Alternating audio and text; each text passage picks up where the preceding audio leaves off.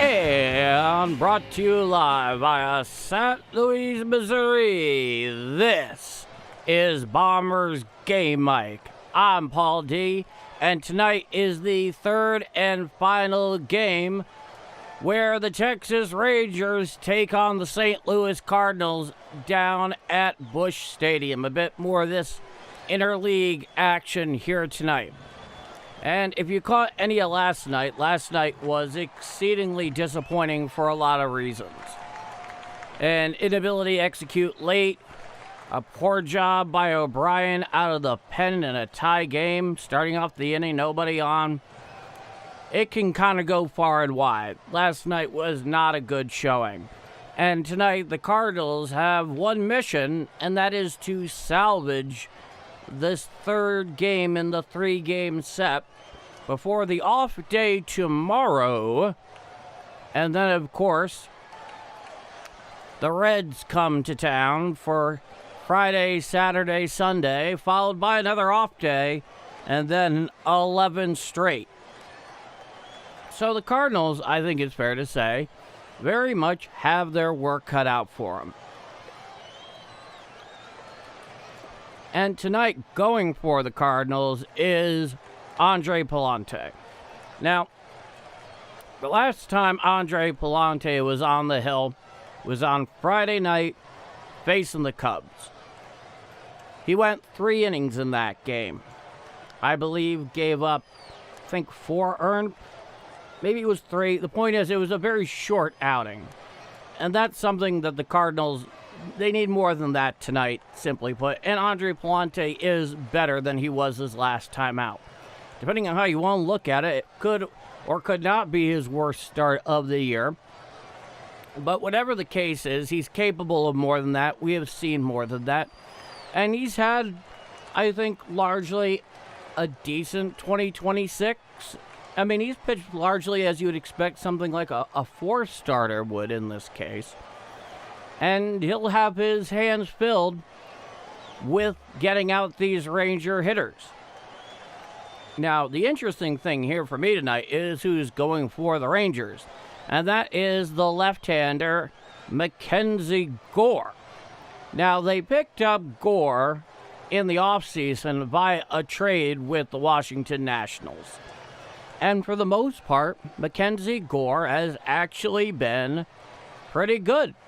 You know, he has an ERA in the high 3s. Last time he went against Kansas City at home down at Globe Life Field. 6 1/3, no earned runs, I think 3 strikeouts. It was a good showing for him. But there's a couple of interesting little notes here on MacKenzie Gore that are worth mentioning. The first is, as a left-hander, he's actually been more successful this year against right-handers than he has against left-handers. I think right-handers are batting, 191 against him this year, whereas lefties are batting in the 250s. Definitely a disparity there. The other thing that's awfully interesting about MacKenzie Gore is that he pitches far, far better at home than he does on the road. And I do mean by quite a lot.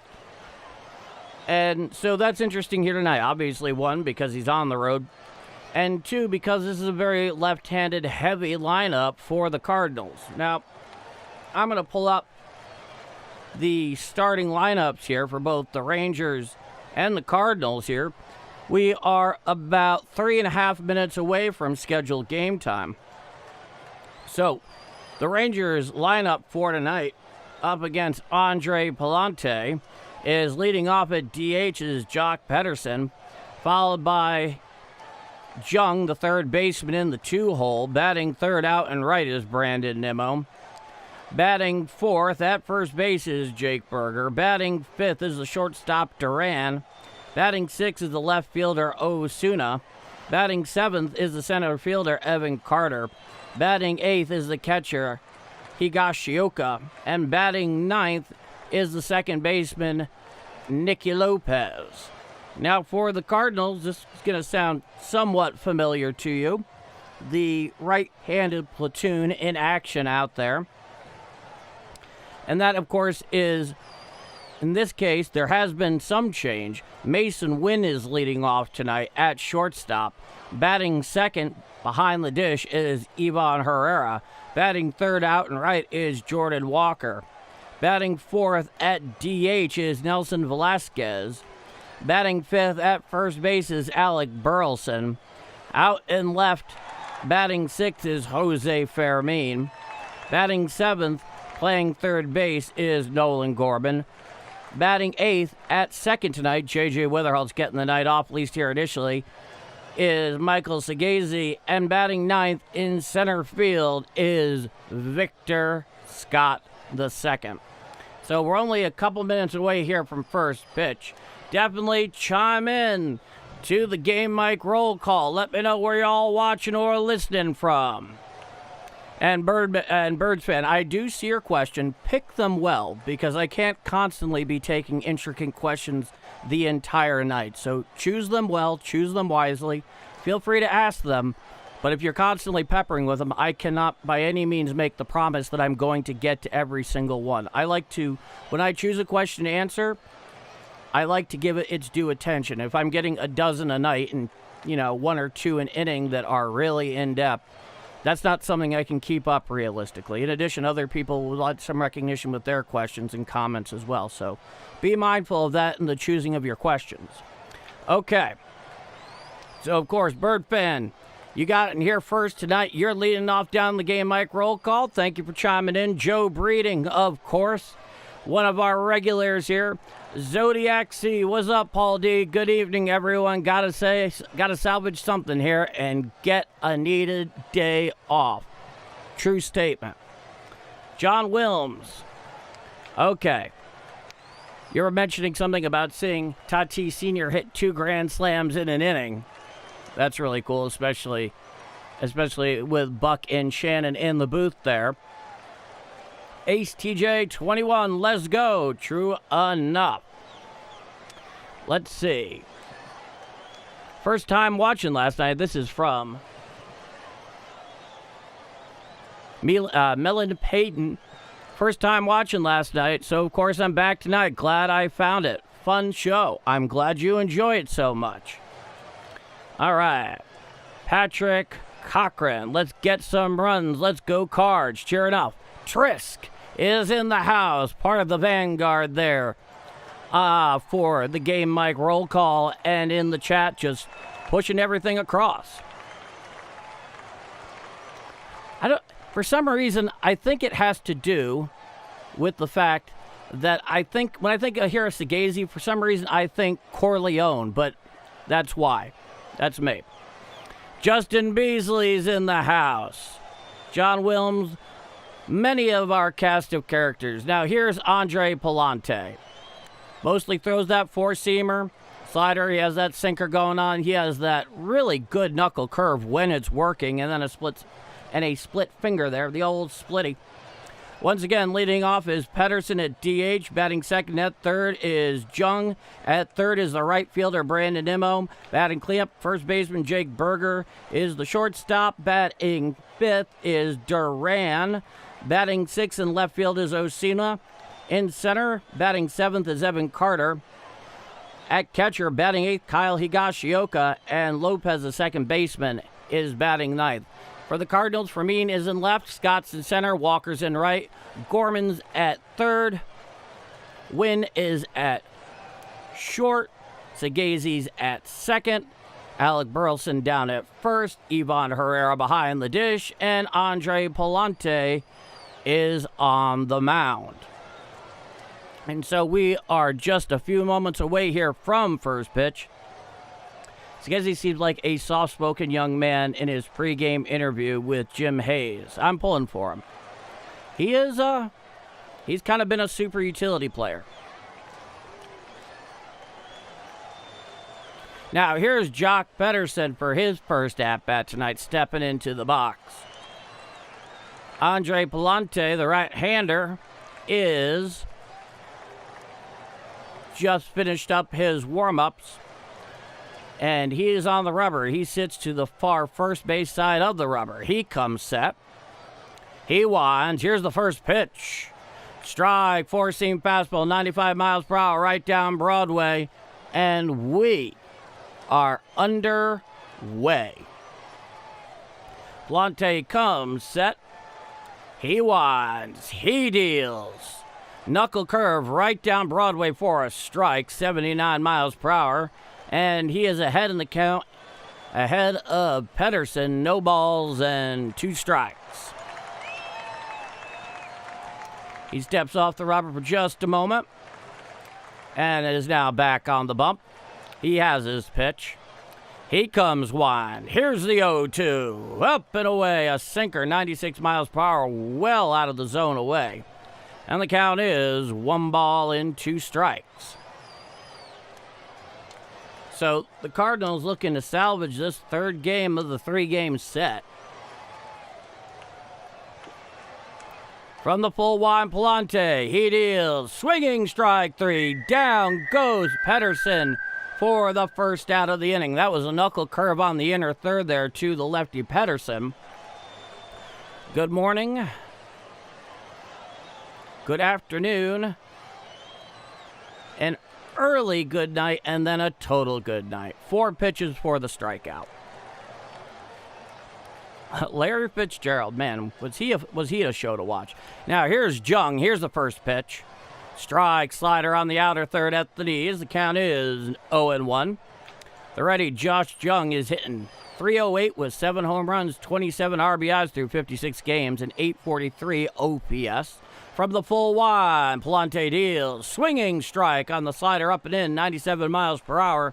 And the count is no balls and 2 strikes. So far, Pallante is doing a fine job at 1, throwing strikes, and 2, throwing strikes that are missing bats. Got that sun there out in right center field that both Scott and Walker need to deal with there defensively. Here's the 0-2. A slider just missed on the outside corner about thigh high. The count is 1-2. Tonight the Cardinals are in their standard white tops, white bottoms with the birds on the bat, and the red Cardinal lettering across the chest with the red letters and numbers. Here's the 1-2.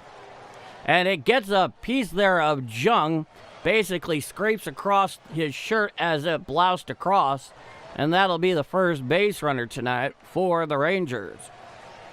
The Rangers, of course, are wearing their gray tops, gray bottoms with the blue lettering and numbers with the Texas across the chest in a slight arc, and their standard blue ball caps. And it seems to be actually a pretty nice night down there to see a ball game at Busch Stadium. Now stepping into the box is the left-hander Brandon Nimmo, the 3-hitter tonight. He's hitting .253 on the 2026 campaign. At the stretch is Pallante. Jung, he leads off first. Here's the first pitch. Swinging strike on the slider up and in, and the count is no balls and 1 strike. Brandon Nimmo through 59 games, .253 with 7 home runs, 22 RBIs, a .738 OPS for the former New York Met, who we get to see next week. Coming set at the Birds is Pallante from the stretch. Here's the 0-1. Just missed off the plate, a 4-seam fastball, 96 miles per hour. The count is 1-1. So with the exception of Pallante catching the blousing off the front of the jersey there of Jung, he has had some decent control early on. Here's the 1-1. Just missed off the outside corner with a 4-seam fastball at 96 miles per hour. The count is 2-1.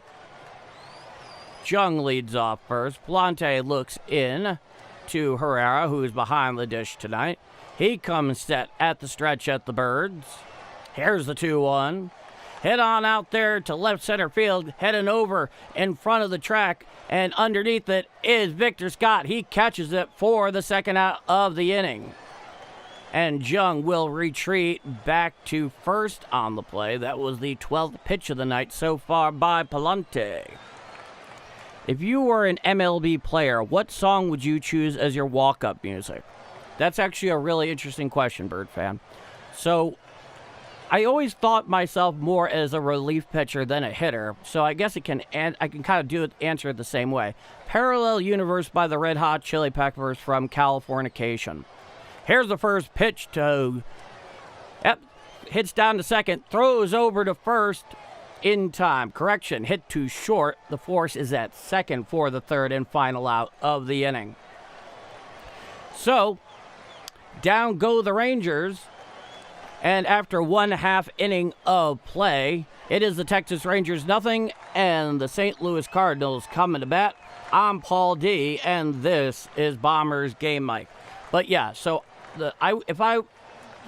as it applies to me, as I've thought about it, and I haven't thought about it in a long time, but I remember, it would definitely be the Red Hot Chili Peppers' Parallel Universe from the album Californication. Okay. Pallante looks good so far. Yes, he does, Justin Beasley. Yes, he does. Iconic birds on the bat. One of the most beautiful things in sports, as far as I'm concerned. Sam Foreman, finally, Pallante doesn't give up any first inning runs. Cheers. Rays got swept by the Tigers. Sheesh. Well, the Yankees are happy about that, no doubt. Even with the sore shoulder there to Eric Judge at the moment. That is not a piece that can be replaced. We have seen this. As Yankee fans, we know that. Okay, Birds fan. Are you a sit in your seat and score the game fan or a walking around the concourse fan? It really depends on the game. So when I'm visiting a ballpark for the first time, it's much more a walk around the concourse because I want to take in the experience as much as possible, see as much of the ballpark as possible. If I'm at Busch Stadium or I'm at Yankee Stadium, it's very much my butt is in that seat for how many innings get played that night. Totally locked in on the action. So when it's serious baseball in one of my 2 home ballparks, my butt is glued to the seat. If I'm seeing a new ballpark, especially for the first time, I'm up around and going. Now, here's Mason Wynn, who's hitting leadoff tonight. J.J. Weatherholt, he's getting the night off. And here is the lefty MacKenzie Gore I was talking about, 4-4 with a 3.96 ERA, 27 walks against 65 strikeouts, and a 1.19 whip. It's a lefty-righty matchup. From the wind is Gore, and he deals up and away, four-seam fastball for a ball at 96 miles per hour. The count is 1-0. MacKenzie Gore, he'll throw that four-seamer, a curve, a changeup, a slider, a cutter, and a sinker. He winds. Here's the 1-0. Strike on down and away on the outside corner to the right-handed hitting Mason Wynn. The count is 1-0. I really miss Busch Stadium. It's a beautiful park, and there's not a bad seat in it. Even the nosebleeds are good seats. Yeah, it's really solid. Now, here's the 1-1. Up and away, four-seam fastball, 97 miles per hour, clear out of the zone. The count is 2-1.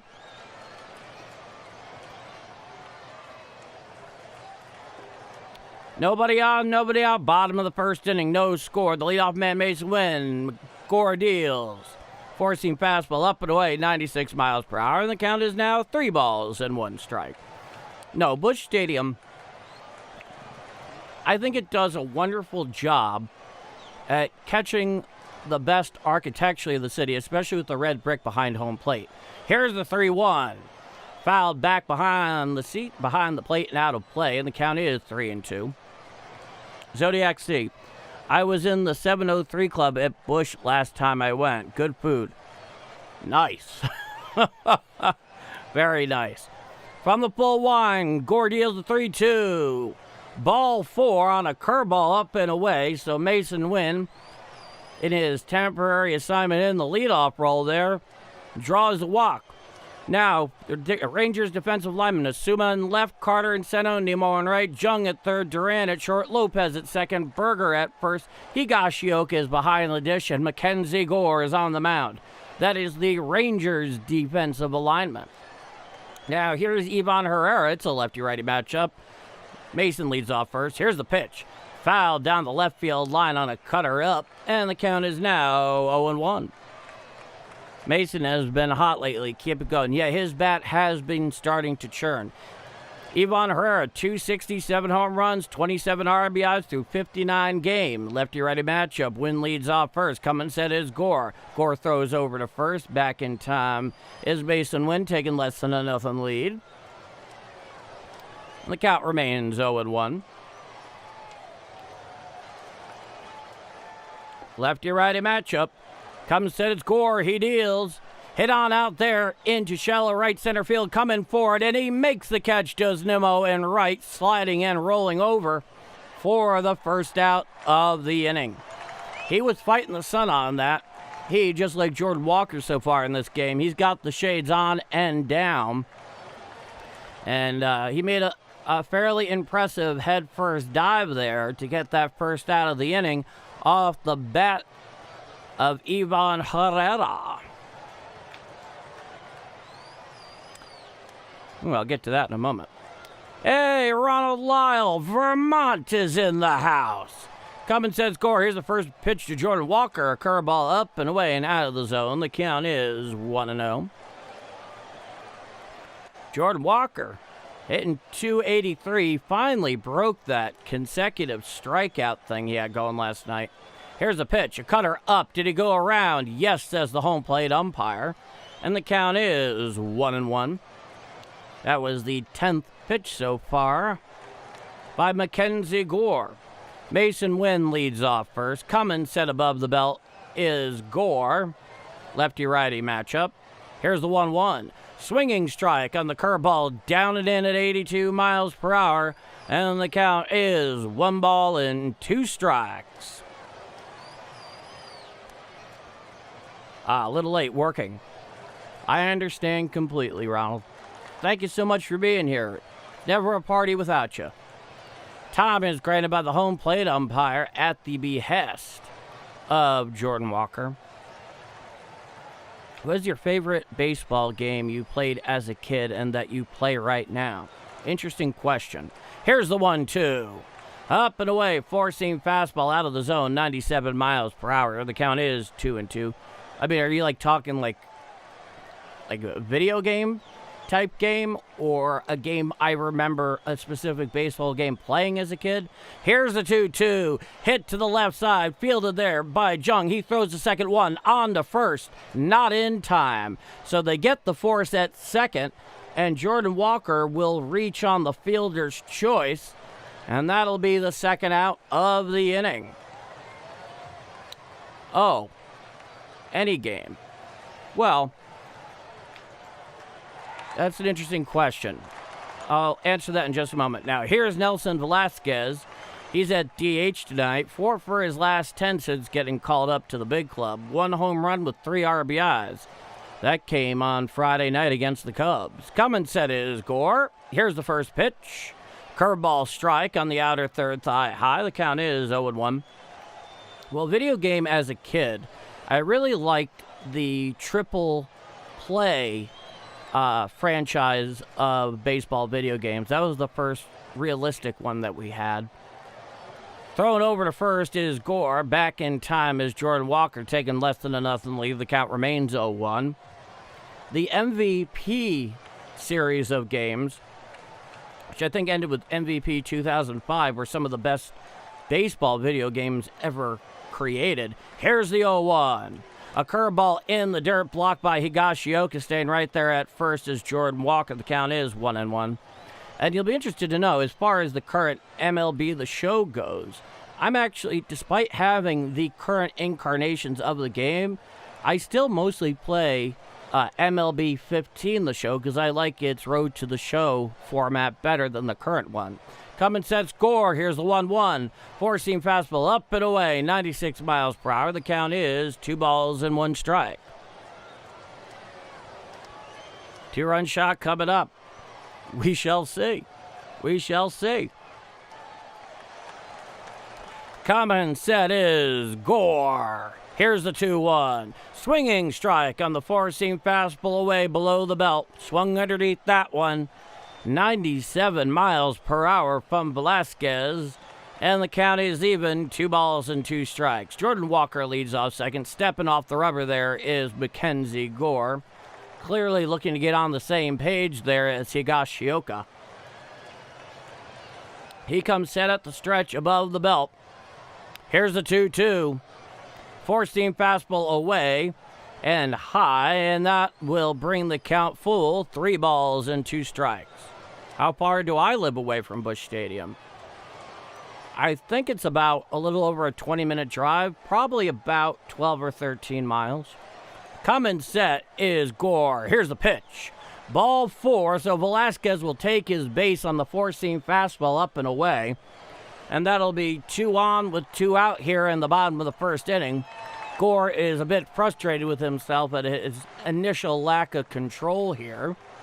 So Velasquez is at first with Walker at second.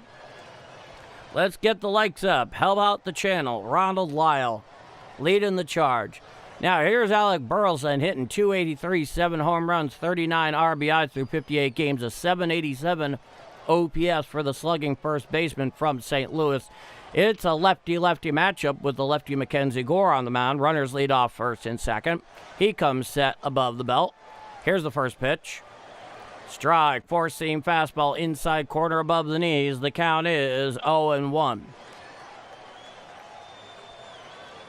That was the 20th pitch of the outing so far for Gore. He comes set above the belt. Here's the 0-1. Hit foul straight back behind home plate on the sinker in at 97 miles per hour. And Gore is ahead of the count. 0-2 against Burleson. Once again, a lefty-lefty matchup. Runners lead off first and second with 2 outs here in the bottom of the first inning. It is no score down at Busch Stadium. Coming set is Gore from the stretch. Here's the 0-2. Hit on out there into right center field and in for a base hit. Coming around third is Jordan Walker. He will score, and that will give the Cardinals an initial 1-0 lead down at Busch Stadium tonight. They draw first blood here in Game 3 against the Texas Rangers, and that means it is 1-0 St. Louis Cardinals here in Game 3 on the RBI single by Alec Burleson. So runners are on first and third with 2 out there. Alec Burleson coming out of his minor slump that he was in a bit last week. He's been slowly emerging from it. Last few games, he has definitely been otherwise productive. And now here is Jose Fermin. He's the 6th hitter tonight. He's hitting .214 on the year. Lefty-righty matchup. Here's the first pitch.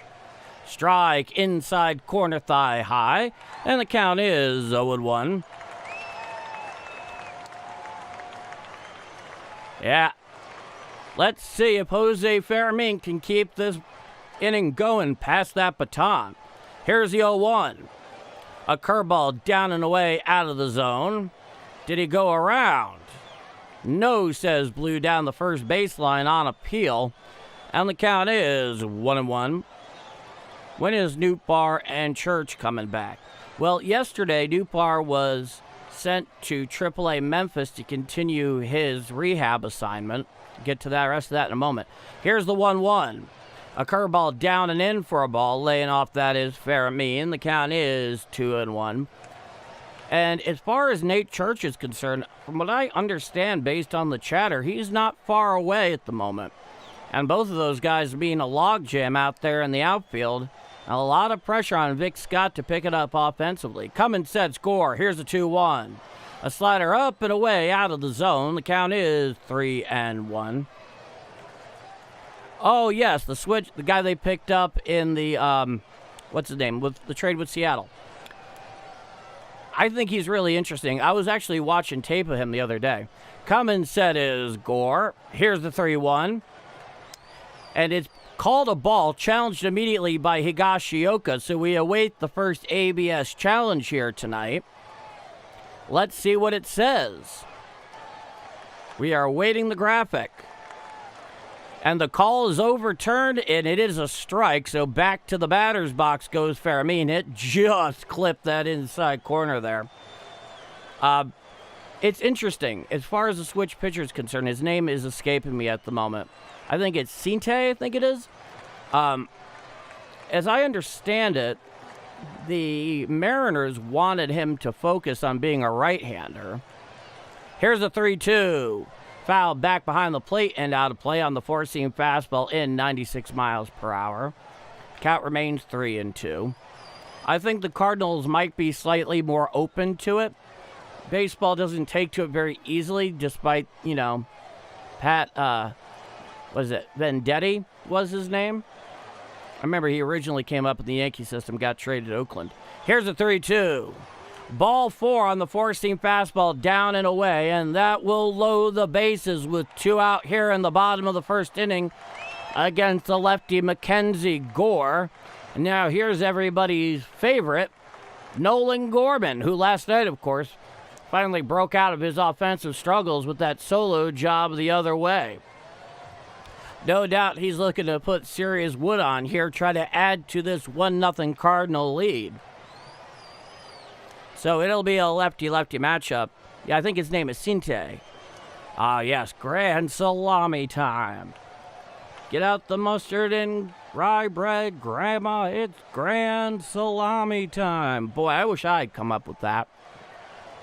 So there's a little bit of a powwow going out there on the mound as Nolan Gorman steps into the box.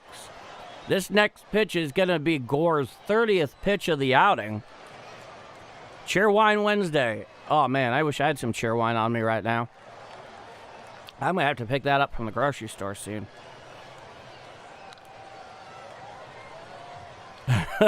Yeah, you and me both, Justin. 2:09 is Gorman on the air. Lefty-lefty matchup. Cummins says Gore. Here's the pitch. A slider away, just misses the zone. Rolled a ball, challenged immediately by Higashioka, so we await the outcome of this next ABS challenge here. And the call is overturned. ABS rules that it was a strike, and it just got a piece of that corner outside there. I'm telling you right now, catchers on the free agent market are going to leverage their ABS challenge stats into dollars and cents somehow. Cummins set is Gore. Here's the 0-1. Hit on up there into shallow right field. Heading over is Nicky Lopez into medium right. And then called off by Nimmo, who makes the catch for the third and final out of the inning. So the Cardinals do put their first run on the board of the night, but they cannot take advantage of the bases loaded with 2 out there. We head to the top of the second inning. It's 1-0 Redbirds. I'm Paul D., and thank you so much for spending part of your Wednesday night with me in this Rangers v. Cardinal matchup. If you like how I do my play-by-play here for the Redbirds, please leave a like. It helps this growing channel out immensely. And if this is your first time here or you're a returning viewer and you haven't subscribed and you like what I do, by all means, hit subscribe. We'd love to have you aboard. With that in mind, 1-0 Redbirds. I'm Paul D., and this is Bombers Game Mike. Let us go to the chat.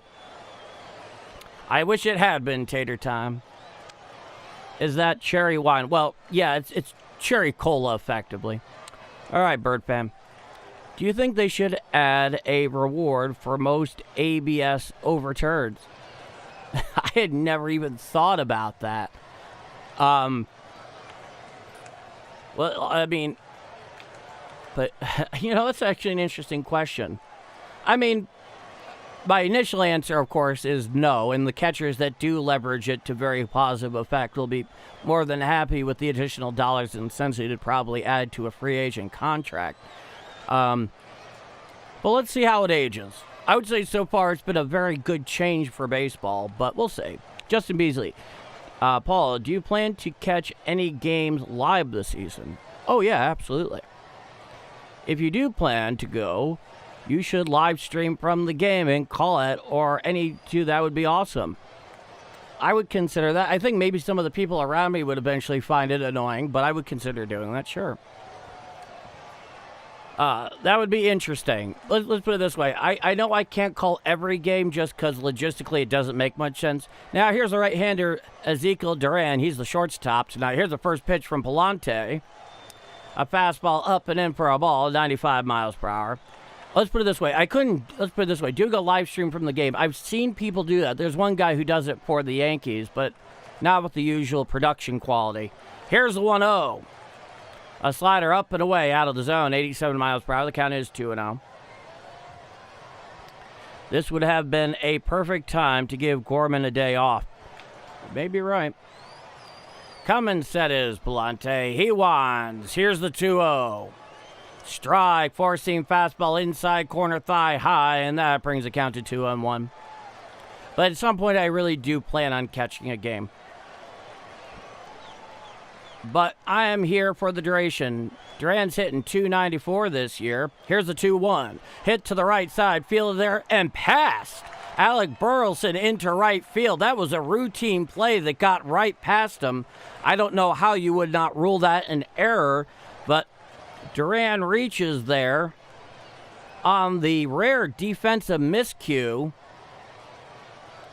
It was a Bill Buckner by Alec Burleson. You don't need me to explain any further. So, Duran reaches on the error there by the rare error by Alec Burleson. Now here's the lefty Osuna. Runner leads off first. Righty-lefty matchup. Coming set from the stretch is Pallante. Here's the first pitch. Strike, four-seam fastball down Broadway, knee high, 95 miles per hour. The count is 0-1. Alejandro Osuna, the left-handed left fielder. He's hitting .256, no home run, 9 RBIs through 36 games, a .652 OPS. Coming set at the stretch, and the Birds is Pallante. Here's the 0-1. Hit up the middle, fielded right there by Mason when he steps on second one. On to first, a double play. The pitcher's best friend there erases the error by Alec Burleson and Duran at first. That'll be the first and second outs here in the top of the second inning. Seeing Pallante getting ground balls is a very fine thing. Now, here's the left-hander, the center fielder, Evan Carter, 173 with 6 home runs, 16 RBIs. Here's the first pitch. Four-seam fastball up and away, and the count is 1-0. Nobody on 2 out following that double play. The old 6-3 double play. Here's the 1-0.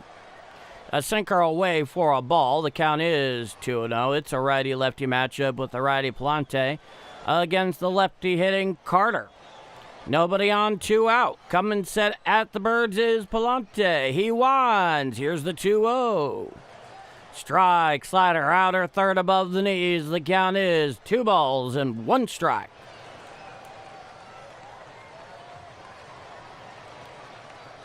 Carter is back into the box for the 2-1 count. From the full wind to Pallante. He deals. Strike, slider, outer, third at the knees, and the count is even. 2 balls and 2 strikes. And the Tarps Off contingent is once again present. It will continue to grow throughout the game, as we have seen. Here's the 2-2. Called strike 3 on the knuckle curve. Catches Carter in the observatory for the third and final out of the inning. So, after 1.5 innings of play, it is the Cardinals 1 and the Rangers nothing. We head to the bottom of the second inning. I'm Paul D, and this is Bombers Game Mic. Let's go to the chat. Brian Hudson. Hey, I'm really enjoying being able to listen to my cards while on vacation. Thanks. You are very, very welcome, Brian. Justin Beasley. We're only at 33 likes, 107 viewers. Hit that button. Cheers, Justin. What is the sound you play after a strikeout? That's a little bit of sonic branding. There is a regional electronics appliance store in the Northeast called PC Richard & Son. And in their commercials, over easily 30 years, this sound right here has become part of their sonic branding. And when the new Yankee Stadium opened in 2009, they started playing that after every strikeout. It was a sponsored bit of sonic branding on the part of P.C. Richardson. And so when I was doing primarily Yankee games, I had that along with the stylized Westminster chime from the song Workin', because that's what they play at Yankee Stadium when the Yankees scored a run. And I decided to carry it over.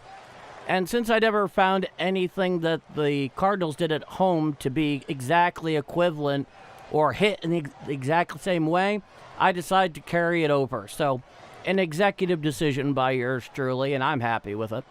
I might remix it at some point to make it something a bit more stylized and entirely specific to this channel. I've been talking to my wife a bit about that. But I'll cross that bridge sometime, probably in the next couple of weeks, I'm guessing. Does Pallante look like he has bulked up? Has he added any pitches to his arsenal? I don't know that he has bulked up much. I can definitely tell you, as far as his arsenal, that knuckle curve, when it's on, has been absolutely devastating. Now, here's the righty Segazy.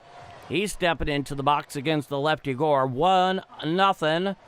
Cardinals here in the bottom of the second inning.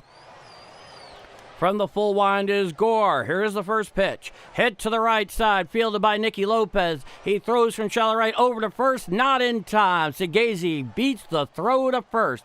A very slowly developing play to Lopez's left. He eventually picked it up, was able to turn around with his momentum going basically towards the ground and throw it to first. However, Segazy, he beats the throw there, and very clearly so. So the Cardinals now have a runner on first with nobody out in the bottom of the second inning. All right. Coming set is Gore. Here's Vic Scott. Here's the pitch. A sinker up and in for a ball, 96 miles an hour. The count is 1-0. The lefty Victor Scott II is hitting 193 with 2 home runs, 7 RBIs. Jung is playing in on the grass at third. Here's the pitch. Going down to second is Segazy. Throws down, and it is nowhere near. Segazy will sweep second on the play. And the ball and the pitch was ruled a strike. And he's going to go and pick up his helmet there, which he lost halfway between first and second. So Segazy has now put himself into scoring position here, and it's a 1-1 count to Vic Scott. Segazy leads off second. Lefty-lefty matchup. Coming set is Gore from the stretch. He deals, showing bunt is Vic Scott, and he bunts it foul. So Segazy will have to go back to second. And that'll be the second strike. No, I don't plan to do that because it's copyrighted material and I get a copyright claim or potentially a copyright strike. I don't really like it when you do that. Especially with music that's owned by large companies. And when you're playing large amounts of it, especially, you open yourself up to having dollars and cents stolen beneath your nose. Here's the pitch. Out and away, a four-seam fastball for a ball. The count is 2-2, so that's something I have to avoid, unfortunately.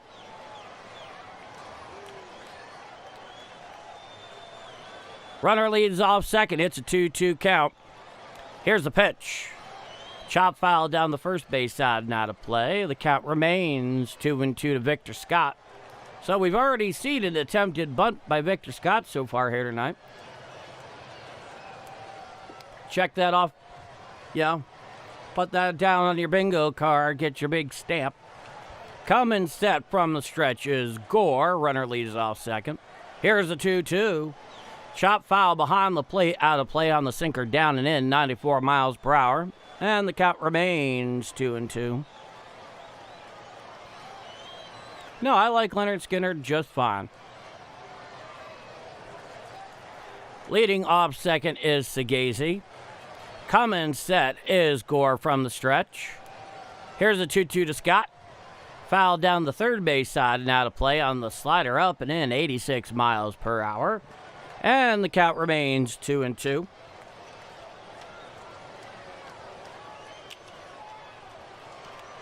So it's 1-0 Cardinals here at the bottom of the second inning. Segazzi's down at second after swiping the bag after reaching first. Coming set is Gore, lefty-lefty matchup. Here's the pitch. Swinging strike three. Down goes Victor Scott for the first out in the bottom of the second inning. Justin Beasley. I don't care if there is 2 strikes. I would still have him bunting because he can't hit. Now here comes Mason Wynn for his second at-bat. Remember, he's hitting leadoff tonight with J.J. Witherholt getting the night off. At least initially. Lefty-righty matchup. Here's the first pitch. A curveball down and out of the zone. Count is 1-0. So Segazzi sitting down there at second this season versus Texas teams. Mason Wynn's hitting .333. How about that? Here's the 1-0. Foul down the right field line and out of play. 96 miles per hour, four-seam fastball. The count's 1-1. Oh my, indeed. The infield defense for the Rangers is shaded towards left, with the outfield defense largely playing straight away. Looking back towards second and stepping off of the rubber is Gore, and back to second, of course, is Segazzi.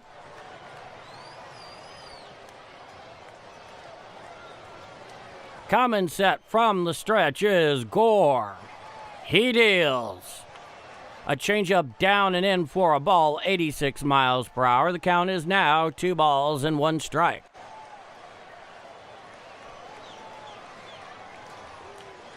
.43 pitches so far by Gore. Coming set is Gore from the stretch. Leading off second is Segazzi. Here's the 2-1. Hit out to right field towards the line. Giving chase is Nimmo. In front of the line, he slides and makes the catch. And back towards second is Segazzi. He has to retreat there on that sliding catch at the line by Brandon Nimmo for the second out of the inning. And if there's one thing the Cardinals have had so many problems with lately, is getting hits with runners in scoring position. They desperately need that if they want to turn it around. Now, here's Ivan Herrera. He's 0 for 1 with a flyout. 259, 7 home runs, 27 RBIs for tonight's catcher. Here's the first pitch. Swinging strike on the four-seam fastball up 96 miles per hour. Swung underneath it. The count is 0-1. Coming set at the stretch is the lefty Gore, lefty-righty matchup. Here's the 0-1. Hit on up the middle. Coming in is Lopez on the grass. He throws to first in time for the third and final out of the inning. So the Cardinals miss an opportunity there with Segazzi down at second in scoring position. They're not able to push it across.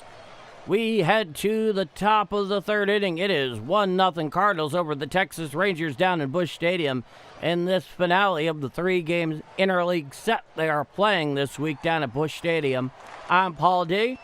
And if you're just joining me here, thank you so much for spending part of your Wednesday night with me. If you like how I'm doing my Cards play-by-play, please do leave a like. It helps this young and growing channel out immensely. And if you want to see more of it, by all means, hit subscribe. All of us would love to have you aboard in our slice of Redbird Nation. With that in mind, 1-0 Cardinals. I'm Paul D. This is Bombers Game Mike. Let us go to the chat. John Williams. Are stats hits more important than bunts? Is this happening because of contracts with hits, etc.? I'd rather have a 250 hitter knocking in 75 to 100 runs than a 300 hitter knocking in 50 and striking out. Okay. Unfortunately, right now, we do seem to be in a phase of baseball where batting average is not exactly in vogue in terms of the most valued stats among hitters. In the executive baseball circles, obviously they still really value OPS, on base plus slugging, but batting average not as much. And right now, the one guy we talk about is Victor Scott when it comes to bunting. And the guy is hitting in the 190s, and that's just not something that can hold over the long term. Even though he does play a really solid defensive center field, a guy like perhaps Joshua Baez might end up getting called up at some point and displacing him. I can't be sure of that, and I'm not going to make any predictions, but I do know, especially with Nathan Church coming back, as well as Nootbaar, there's a log jam there in the outfield at the moment. Now, here's Higashioka for his first at-bat. Pallante comes wide. Here's the first pitch. Wow, four-seam fastball up and away, 96 miles per hour. The count is 1-0. Gore had, I think he was near 20 pitches in that first inning. I think. He threw quite a few. Here's the 1-0 pitch. Strike, sinker, right down Broadway, 95 miles per hour. The count is 1-1. Would be nice if the bats woke up. Let's go Cards. You know it, Ronald. David Hodge. Welcome back, David.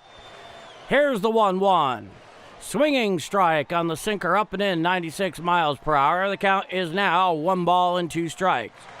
When we get our timely hits, we will be good. It takes time, and we will get there. I like the positive energy. From the full ones, Pallante. Here's the 1-2. Slider down and away out of the zone. Floated slightly over the lefty batter's box. The count comes even at 2-2.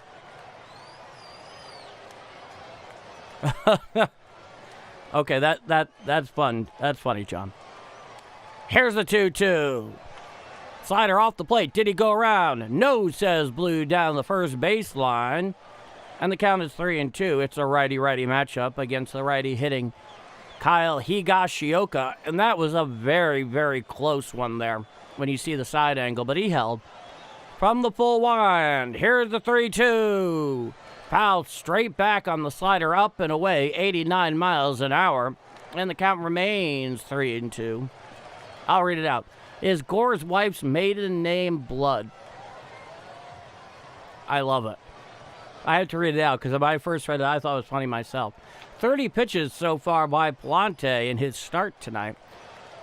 Pallante comes wide. Here's the 3-2 pitch. Head on up the middle and into center field for a base hit. Vic Scott plays it on a hop, and Higashioka has a leadoff single here for Texas in the top of the third inning.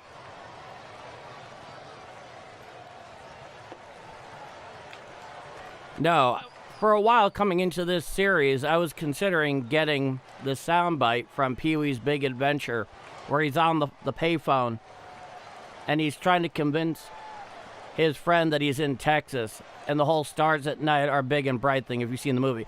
Showing bunt is Lopez, and he bunts it foul on the four-seam fastball up and in. The count is 0-1. If you've seen Pee-wee's Big Adventure, a true classic, you'll know exactly the scene that I'm talking about. It would be nice if the likes woke up as well. That chat needs to get with it and like the channel up. Justin Beasley, thank you so much. Runner leads off first with nobody out. From the stretches, Pallante. Time is granted by the home plate umpire at the behest of Nicky Lopez. Through 11 games, 241, 1 home run, 4 RBIs, a 611 OPS. Cummins says Pallante. He steps off the rubber because he's unable to get onto the same page there as Herrera. And we begin again. He comes set at the Birds. Runner leads off first. Here's the 0-1. He shows bunt and bunts it foul on the knuckle curve in. And the count is now no balls and 2 strikes. What'd you miss? You haven't missed much. You saw a leadoff you missed a leadoff single by Kyle Higashioka. Lefty Lopez is back into the box. Coming set at the Birds is Pallante at the stretch. He deals. He shows bunt again, and it's a slider in the dirt. Gets away there from Herrera. Moving up to second is Kyle Higashioka. It is obviously ruled a ball, and that brings the count to 1 ball and 2 strikes. So not the best defensive turn of events for the Redbirds there on the part of Ivan Herrera.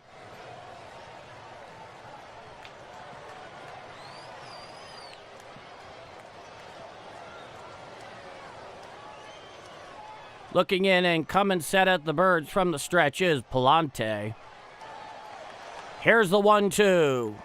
A knuckle curve up and away and out of the zone. The count is 2-2. How do you feel about our pitchers? I take it you're referring to the Cardinals. They have a collection of a lot of 3 and 4s. You might consider McGreevy a 2. They don't have a true 1 up in the majors right now, unfortunately. Common set is Pallante. Here's the 2-2.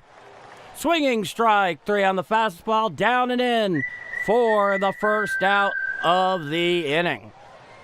So it looked much more like a really, really quick slider, but it was definitely a four-seam fastball. Had a lot of vertical action on it. Caught the inside corner there to the lefty Lopez.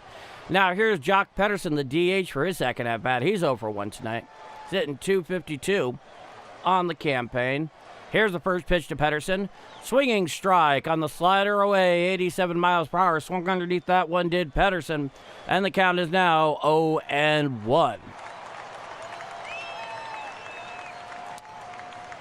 Stepping off the rubber there is Pallante, and stepping out of the box is Pedersen. Higashioka leads off second. He advanced to second on what was largely a pass ball as far as I'm concerned. I don't know exactly how they ruled it. Coming set at the Birds from the stretch is Pallante. Here's the 0-1. Swinging strike on the slider up and away, 97 miles per hour. Swung underneath that one. And the count is now no balls and 2 strikes.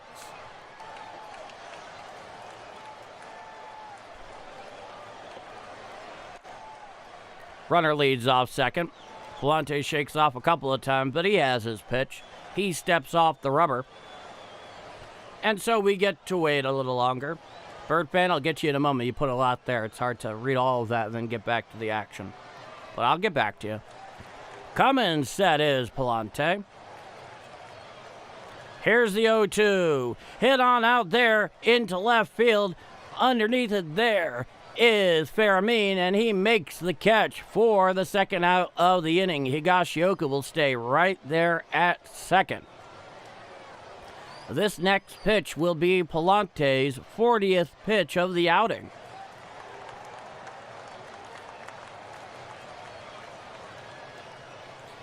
Yeah, Justin, the American League, for the most part, has not been representative there for winning records, that's for sure.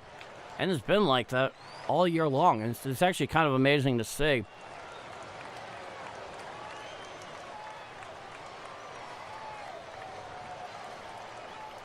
So, Jung steps into the box for his second at-bat. He was hit by pitch back in the first. Righty-righty matchup. Higashioka leads off second. Here's the first pitch. Fouled back on the sinker in 97 miles an hour. The count is no balls and 1 strike. Yep, they're showing Dustin May there, last night's starter. Standing next to Matt Liberatore and Michael McGreevy. Here's the 0-1. A sinker down and in out of the zone. 97 miles per hour. The count is 1-1. I miss Waino and Carp. You and me both. When Carp was healthy, when he was healthy, put him in a big game, you wouldn't take anybody else. Here's the 1-1. Hit down the first base side, now to play on the sinker in 97 miles per hour. The count is 1-2.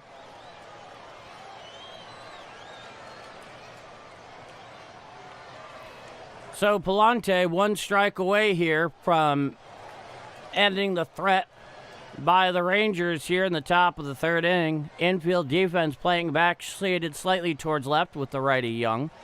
Here's the 1-2 pitch. A slider down and away in the dirt. Blocked very well there by Herrera, but it brings the count to 2-2. Nasty breaking ball. Yeah, when he has that knuckle curve going, it can be dynamite. It can be real dynamite. Higashioka takes a healthy lead off second. Pallante has his sign. He comes set at the Birds. He's at the stretch. Here's the 2-2. Hit up the middle and through for a base hit. Rounding third, coming home is Higashioka. He will score. And so Jung has himself an RBI single with 2 out here. And that will tie the game at 1. And that was just a spinning slider on the outer third there that Jung just took right back up the middle. Got decent wood on that thing. Right past the second baseman into center field, and there is a tie game. From the stretches, Pallante, here's Brandon Nimmo, his second at-bat. Here's the pitch. Strike, four-seam fastball, inner third, thigh high. The count is 0-1. The lefty Nimmo 0 for 1 with a flyout earlier. He's hitting .252 with 7 home runs, 22 RBIs. In 2026, runner leads off first. Cummins set from the stretches, Pallante. Here's the 0-1. There's a fly ball out into center field. Right underneath it is Vic Scott. And he makes the catch for the third and final out of the inning. However, the Rangers put one up on the board, tie it up, and we head to the bottom of the third inning, all tied at 1. I'm Paul D. And this is Bombers Game Mike. All right, so I promise I'd get to you, Bird fam. Let's see what you got. If you remember last night, I said the World Series matchup would be Mariners and Braves. Yeah, I do recall that. And you said the Mariners aren't the top dog in the American League. Well, they're not. They're not even top dog in their own division. Who do you think it is then? Really, at the moment, it's between the Yankees and the Rays. I mean, realistically, even though the Rays have not been playing particularly well over the last 7 days or so, I would say that is still very much the case. I thought we'd get a lot more out of Toronto than we have. I have no idea what's gone wrong up there. Well, I mean, I do know, but I'm not entirely sure why. But it's really between the two top dogs in the AL East right now, I would have to say. I think for being fair, Cleveland has looked pretty good. The White Sox have been a pleasant surprise in a lot of ways. I'm curious what their lasting power is, especially with the Southside Samurai, how he'll hang in there when he gets, the second time through the league. Everybody gets a chance to see him, play him, and get a better idea of how to pitch him. But the Yankees and the Rays have really been the standout for most of this so far. How that will look come September, I have no idea. But right now, I mean, they are the top of the class. Let's see. Just optimistic about my M's. Hey, that's fine. Every fan, I can totally understand being optimistic. It's something I respect. Okay. Can Liberatore become a Wainwright? Waino had 6 pitches, and Liberatore does 2. If he needs to play chess or simulate baseball games to get his mental toughness up. I mean, Adam Wainwright was a special talent. You don't get an Adam Wainwright every day, so it's very hard for me to make that comparison, in addition to the difference between right and left-handers. So, right now, it's hard to imagine, I can say. All right, here's Jordan Walker. He's 0 for 1. Here's the pitch. Foul back behind the plate on the four-seam fastball, up and in. The count is 0-1. Paul, do you have an NBA Finals pick? I have the Spurs in 6. I mean, I grew up rooting for the Knicks and seeing the Knicks lose in the finals a couple of times. I'd love to see them win in 7. Here's the 0-1. Up and away, a changeup out of the zone. The count is 1-1. But we'll see what happens, there's definitely a part of me that would really like to see the Knicks do very well. Here's the 1-1. Hit to the right side and over the head of the first baseman into right field for a leadoff single by Jordan Walker to lead us up here in the bottom of the third inning. Brian Hudson, taking your audience seriously as you are is a plus. I will continue watching even when I return home from our trip. Well done. Well, thank you so much, Brian Hudson. I appreciate everybody here who spends part of their evening with me and gets their Redbird action from me. It's a real pleasure on my part. Now, here's the righty Velasquez. He walked in his first at-bat. Here's a pitch. Hit to the left side. Charging in is Osuna, and he traps it, and it gets by him. And so Walker will go from first to third on the play, and that will largely leave with runners on second and third with nobody out here in the bottom of the third inning. Velasquez moved up to second when the ball got past the attempted sliding catch by Osuna out in left.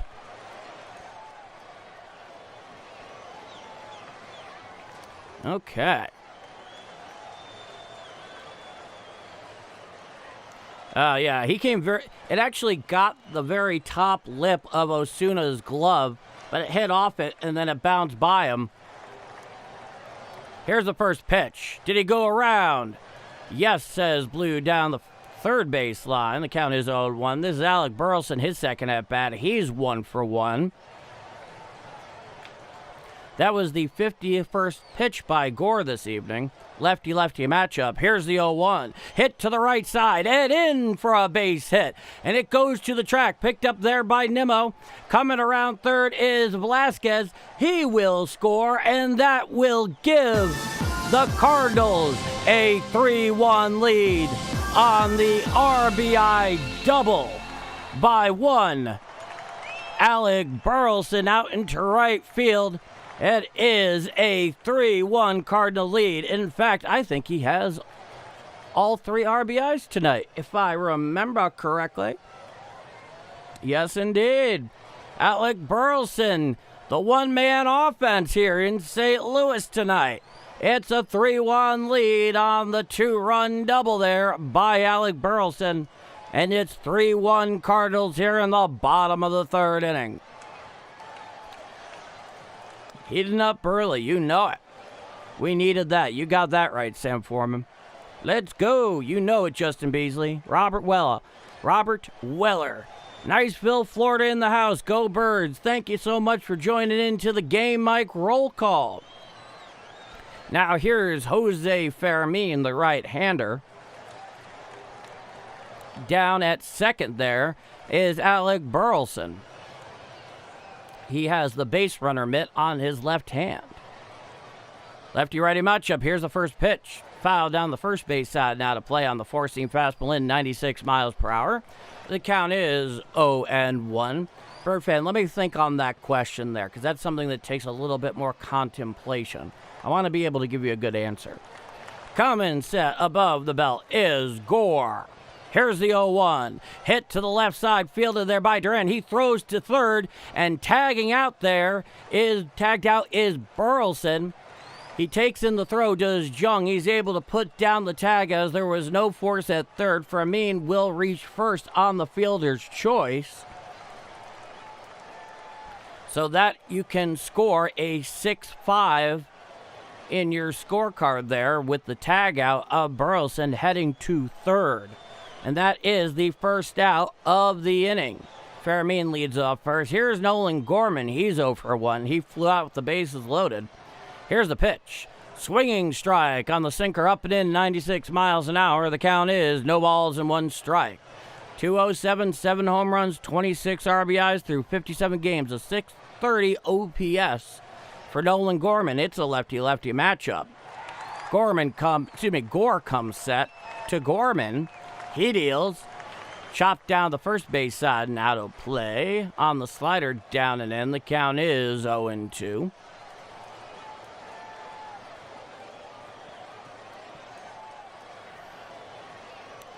Fermin, he leads off first with 1 out. It is 3-1 Cardinals following the 2 RBI double by Burleson.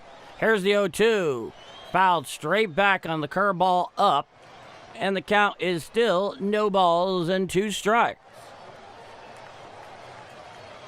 So the Cardinal offense seems to be waking up. Compliments of the bat of Alec Burleson. Lefty-lefty matchup. Coming set is Gore. He deals. Four-seam fastball away. Clear out of the zone. 97 miles an hour. The count is 1-2. Anybody from Badville, Florida here? I have no idea. Hope so. Common set is Gore. Below the letters, here's the 1-2. Swinging strike 3 on the four-seam fastball up 97 miles per hour from Gore for the second out of the inning. Nolan Gorman looked overpowered on that cheddar there from Gore.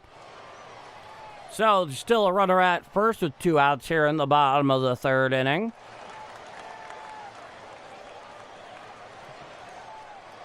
Now here's the right-hander Segazy. He's 1 for 1. Here's the pitch.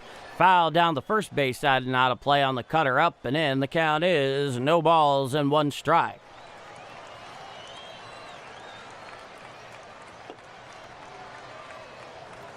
Alrighty, Segazy, he's back in the box. Common set is Gore, lefty-righty matchup. Throws over to first, back in time is Fairmean with less than a 0 lead. Basically a step. What team is batting right now? The Cardinals are batting right now. Bottom of the third inning. Coming set is Gore. Here's the pitch.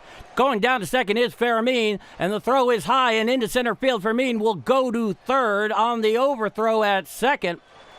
And the pitch is indeed ruled a ball on top of that. And so now Fairmean is standing at third with 2 outs. And Segazy at the plate. That was a really bad throw there on the part of Kyle Higashioka, who is otherwise a very competent and respected defender behind the plate. It's a 1-1 count to Segazy.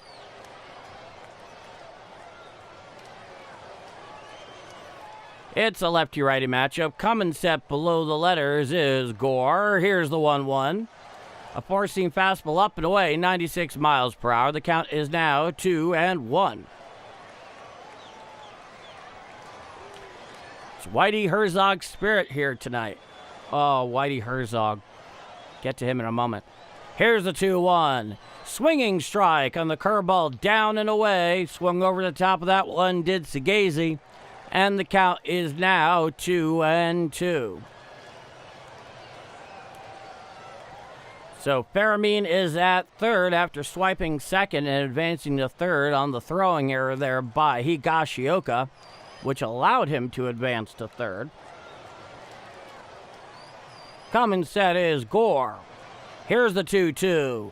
Swinging strike 3 on the curveball, down and in. Swung right over top of that one for the final out of the inning. However, the Cardinals put up 2 more. They lead this one 3-1 heading to the top of the 4th inning. I'm Paul D. And if this is your first time here, like I said, I'm Paul D. I'm your broadcaster here on Game Mike. I'm calling almost every Cardinal game now, and thank you so much for spending part of your Wednesday evening with me. If you like my play-by-play call of the Redbirds, by all means, please leave a like. I'd appreciate it immensely. It helps out a growing channel a great deal. And you want to see more of it? Just hit subscribe. If you hit the notification bell and you have push notifications on from YouTube, you'll know 30 minutes ahead of time before everything goes down here. And with that in mind, this is Bombers Game Mike. 3-1 Redbirds going to the top of the 4th inning. Let's see what's happening in the chat. Okay. 50 likes, halfway to 100. Hit the button. Justin Beasley leading the Vanguard. Okay. If I could change one name for one team. This is going to sound awful, but I really would like it if the Rays changed their name back to the Devil Rays. But that's just more me being cheeky, in fairness. Okay, let's think about this a moment. I mean, I'm pretty sanguine in terms of the team names that exist in baseball at the moment. I could make a crack at the Red Sox expense, but I'm not going to do that. That's not fair. Even for the Red Sox. I think the Marlins could use a team name change, even though they've won 2 World Series as the Marlins. something a bit more imposing. Liked and subscribed, Jeff Van Scooter. Thank you so much. Welcome aboard. Now, here's the righty burger first baseman. He's the cleanup hitter tonight. It's his second at-bat. He's 0 for 1. Here's the first pitch from Pallante. He deals a sinker in and out of the zone. Let me think on that further, Bird fan, because I want to give you a better answer. Jake Berger, 0 for 1, grounded into a fielder's choice in his previous at-bat. From the full winds, Pallante, he deals. Strike, slider on the outer third below the belt, 87 miles per hour. And the count is 1-1.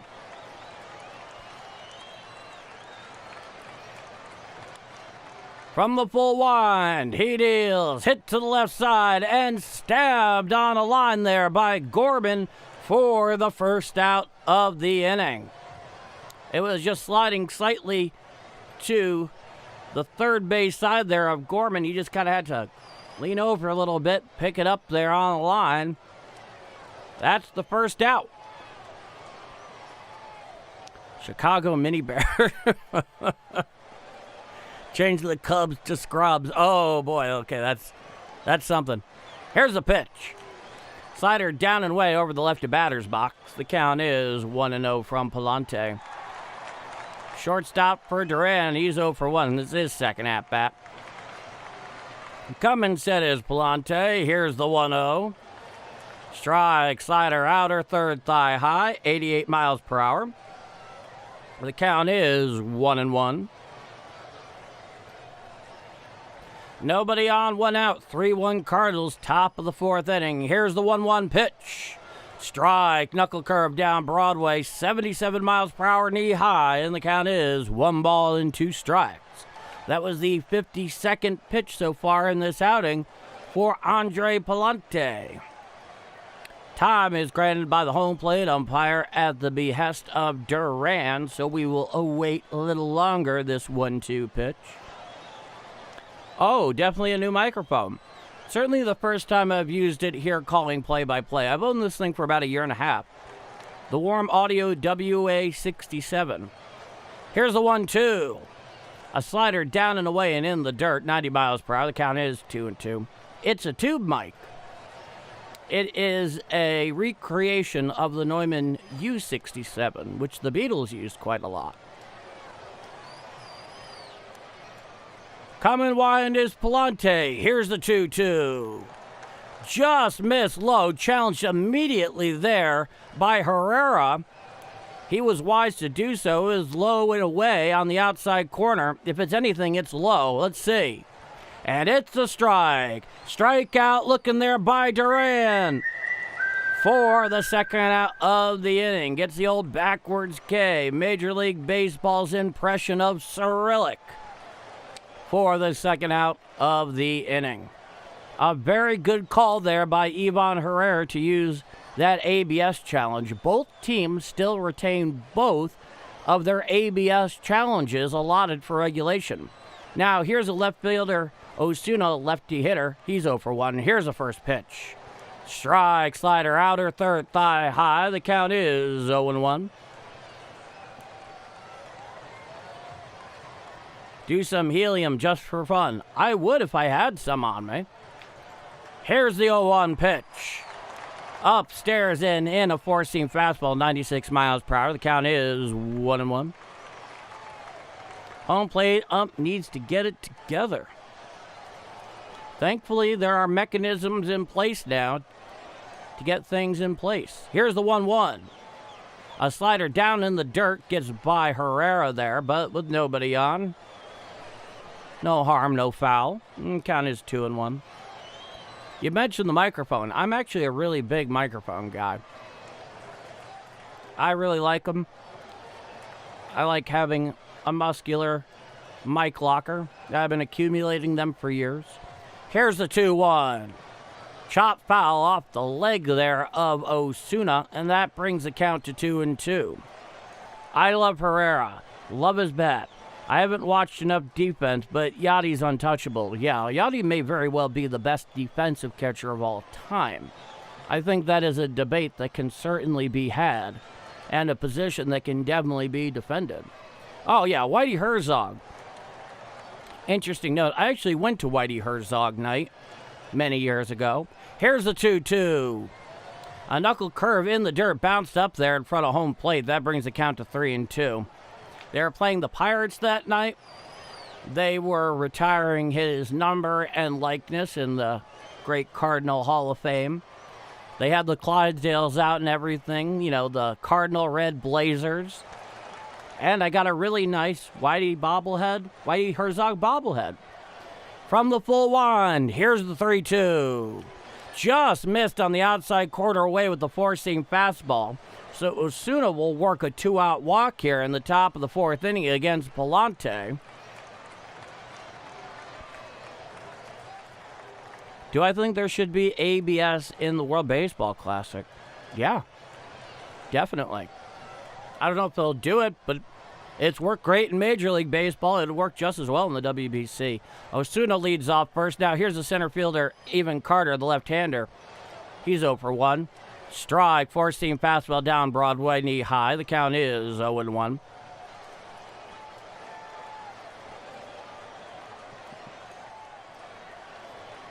Coming set from the stretches, Pallante. He's set at the Birds.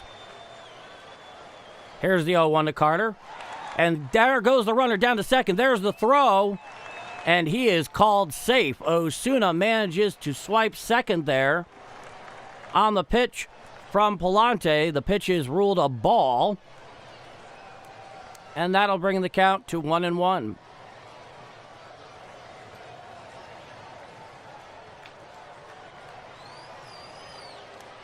So it's a 1-1 count here to the lefty hitting center fielder for Texas, Evan Carter. He's 0 for 1 tonight.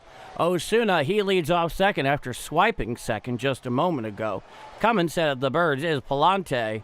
Here's the 1-1. Hit to the left side and foul. Down the third base side, now to play on that four-seam fastball. And Pallante is ahead in the count, ahead of Carter, 1 ball and 2 strikes. Osuna leads off second.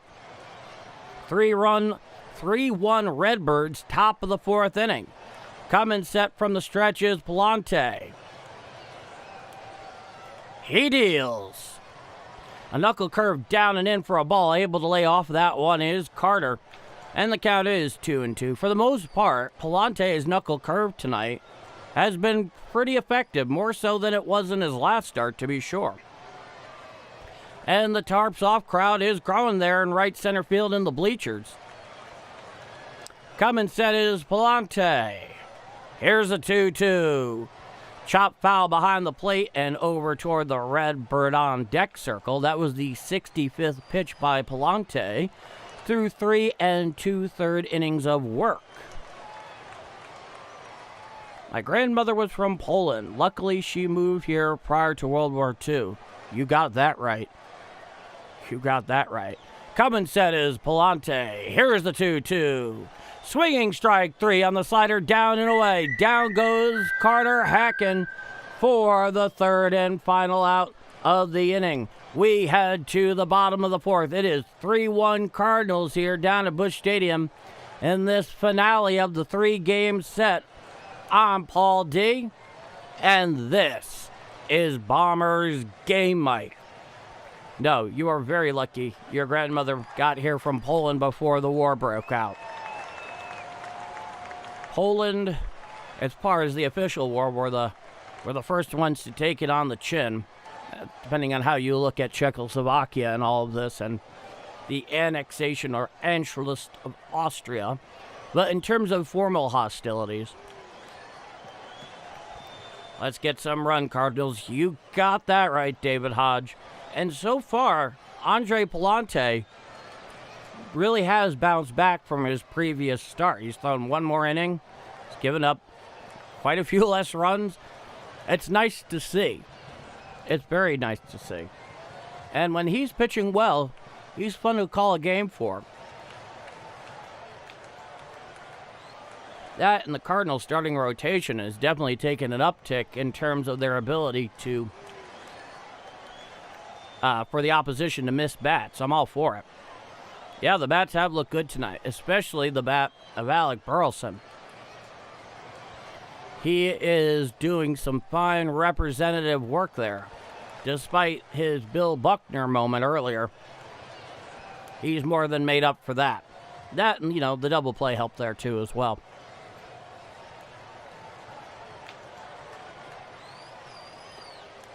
Well, I did kind of answer this earlier. I thought of it more as a pitcher, but it would be the same thing as a hitter. It would definitely be, what is it?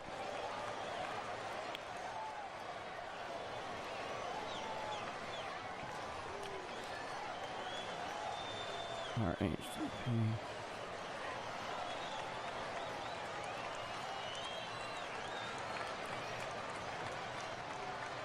Yeah, it would be Parallel Universe by the Red Hot Chili Peppers. The second track on their very famous album, Californication. Whether I'm a reliever, whether I'm a hitter, it would be the same choice. Here's a lefty-lefty matchup. Here's Vic Scott for his second at-bat. Fouled straight back on the slider down Broadway, 84 miles an hour. The count is 0-1. That's cool. Don't worry about it. Yeah, Parallel Universe, RHCP. They were here, I think, back in 2004. We were just playing on the other side there, I think, at Hollywood. Here's the 0-1. Strike, four-seam fastball on the outer third at the knees. The count is 0-2 to Vic Scott, the second. Nobody on, nobody out. 3-1 Cardinals in the bottom of the fourth inning. MacKenzie Gore is out for his fourth frame of work. He comes full wind, an 0-2 pitch. Did he go around? No, says Blue down the third baseline on the four-seam fastball up and away from Vic Scott. The count is 1-2.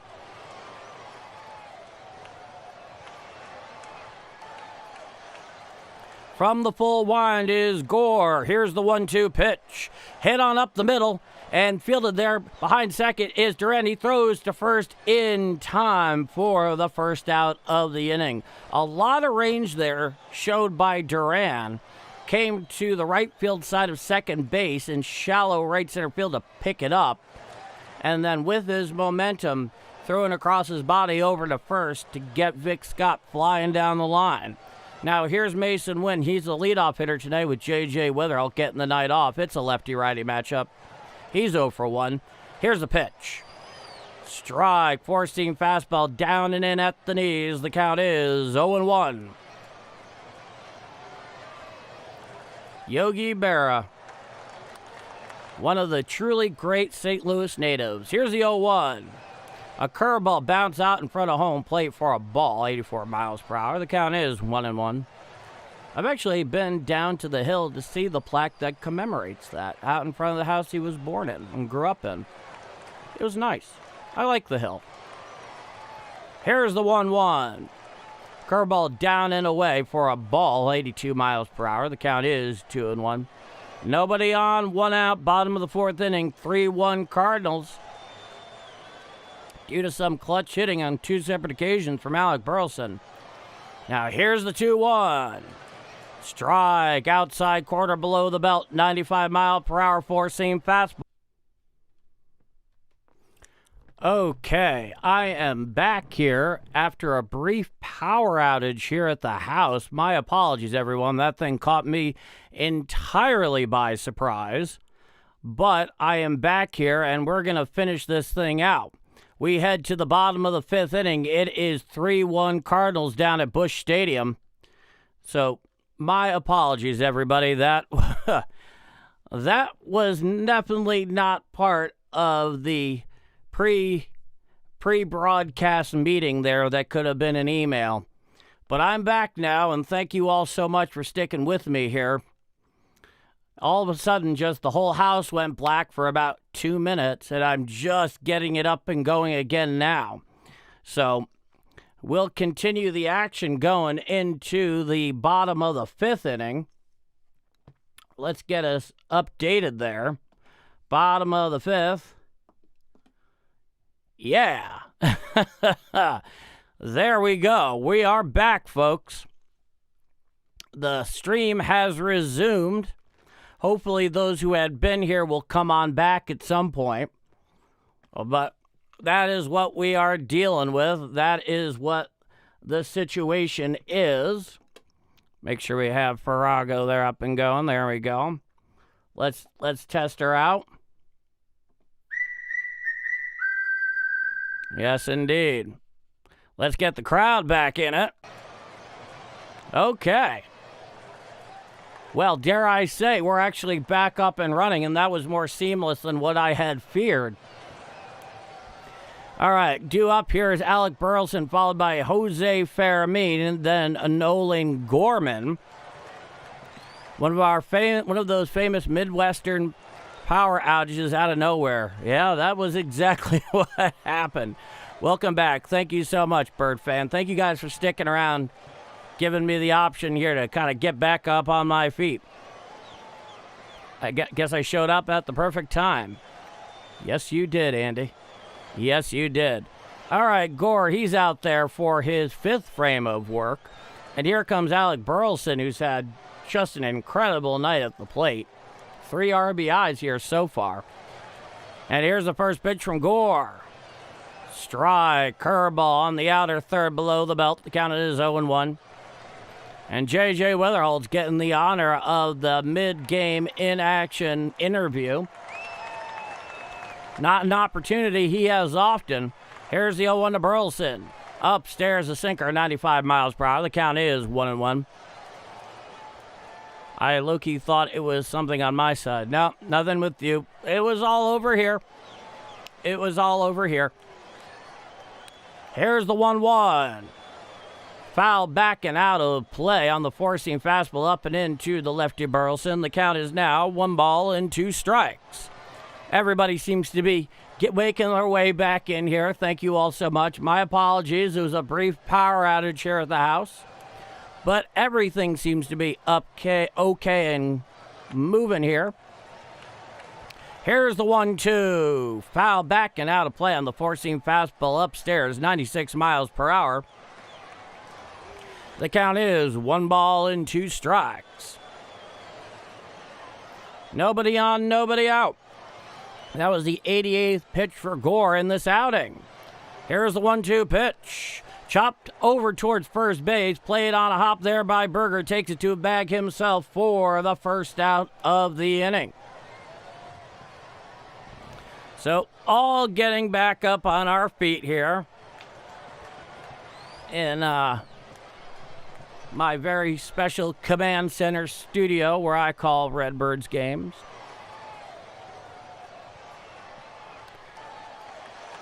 Okay. Now here comes the righty Jose Fermin. Lefty-righty matchup. Here's the pitch. Hit down the right field side and out of play on a four-seam fastball at 96 miles per hour. And the count is 0-1. You could be our next Cardinals broadcaster. I'd take that.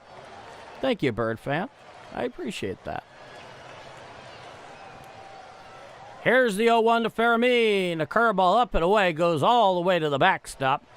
And the count is 1-0. Excuse me, 1-1. Thought it was my internet. No, Ronald Lyle. Your internet, as far as I know, is just fine. That was the power outage here in the Cardinal Command Center. Coming set is Gore from the full wind. Here's the 1-1. Called strike, curveball, the outer third at the knees. The count is 1-2.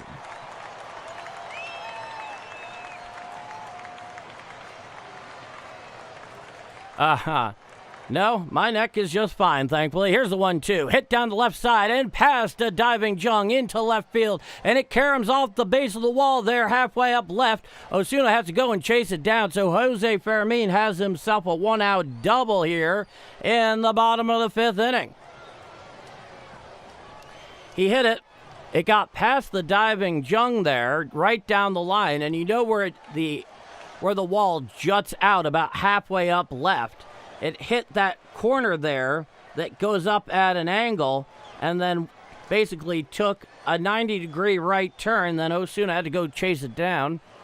By that time, Jose Fermin was on second base. Now, here's Nolan Gorman. He's over 2. Lefty-lefty matchup. Here's the pitch. Swinging strike on the four-seam fastball, up and in, 95 miles per hour. And the count is 0-1. Glad you're back up. Thank you so much, Ronald. I don't know how much about Fermin, but I like what I see tonight. Fair enough, John. Common sense, Gore. Here's the pitch.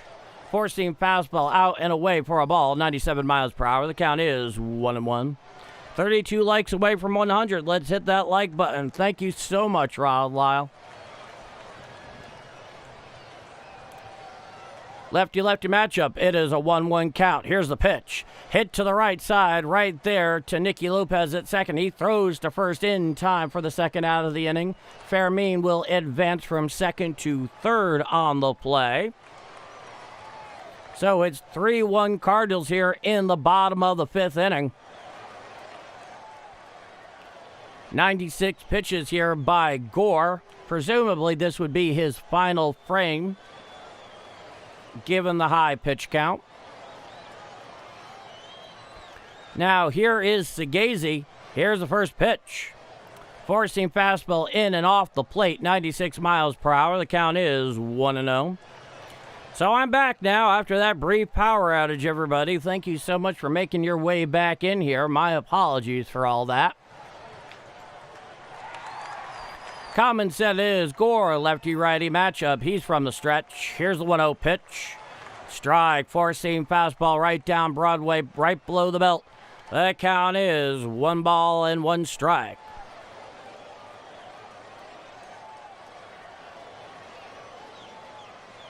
I wish that were possible, but once again, that would violate copyright in terms of Major League Baseball. Here's the 1-1. Strike, outside corner below the belt. The count is 1-2.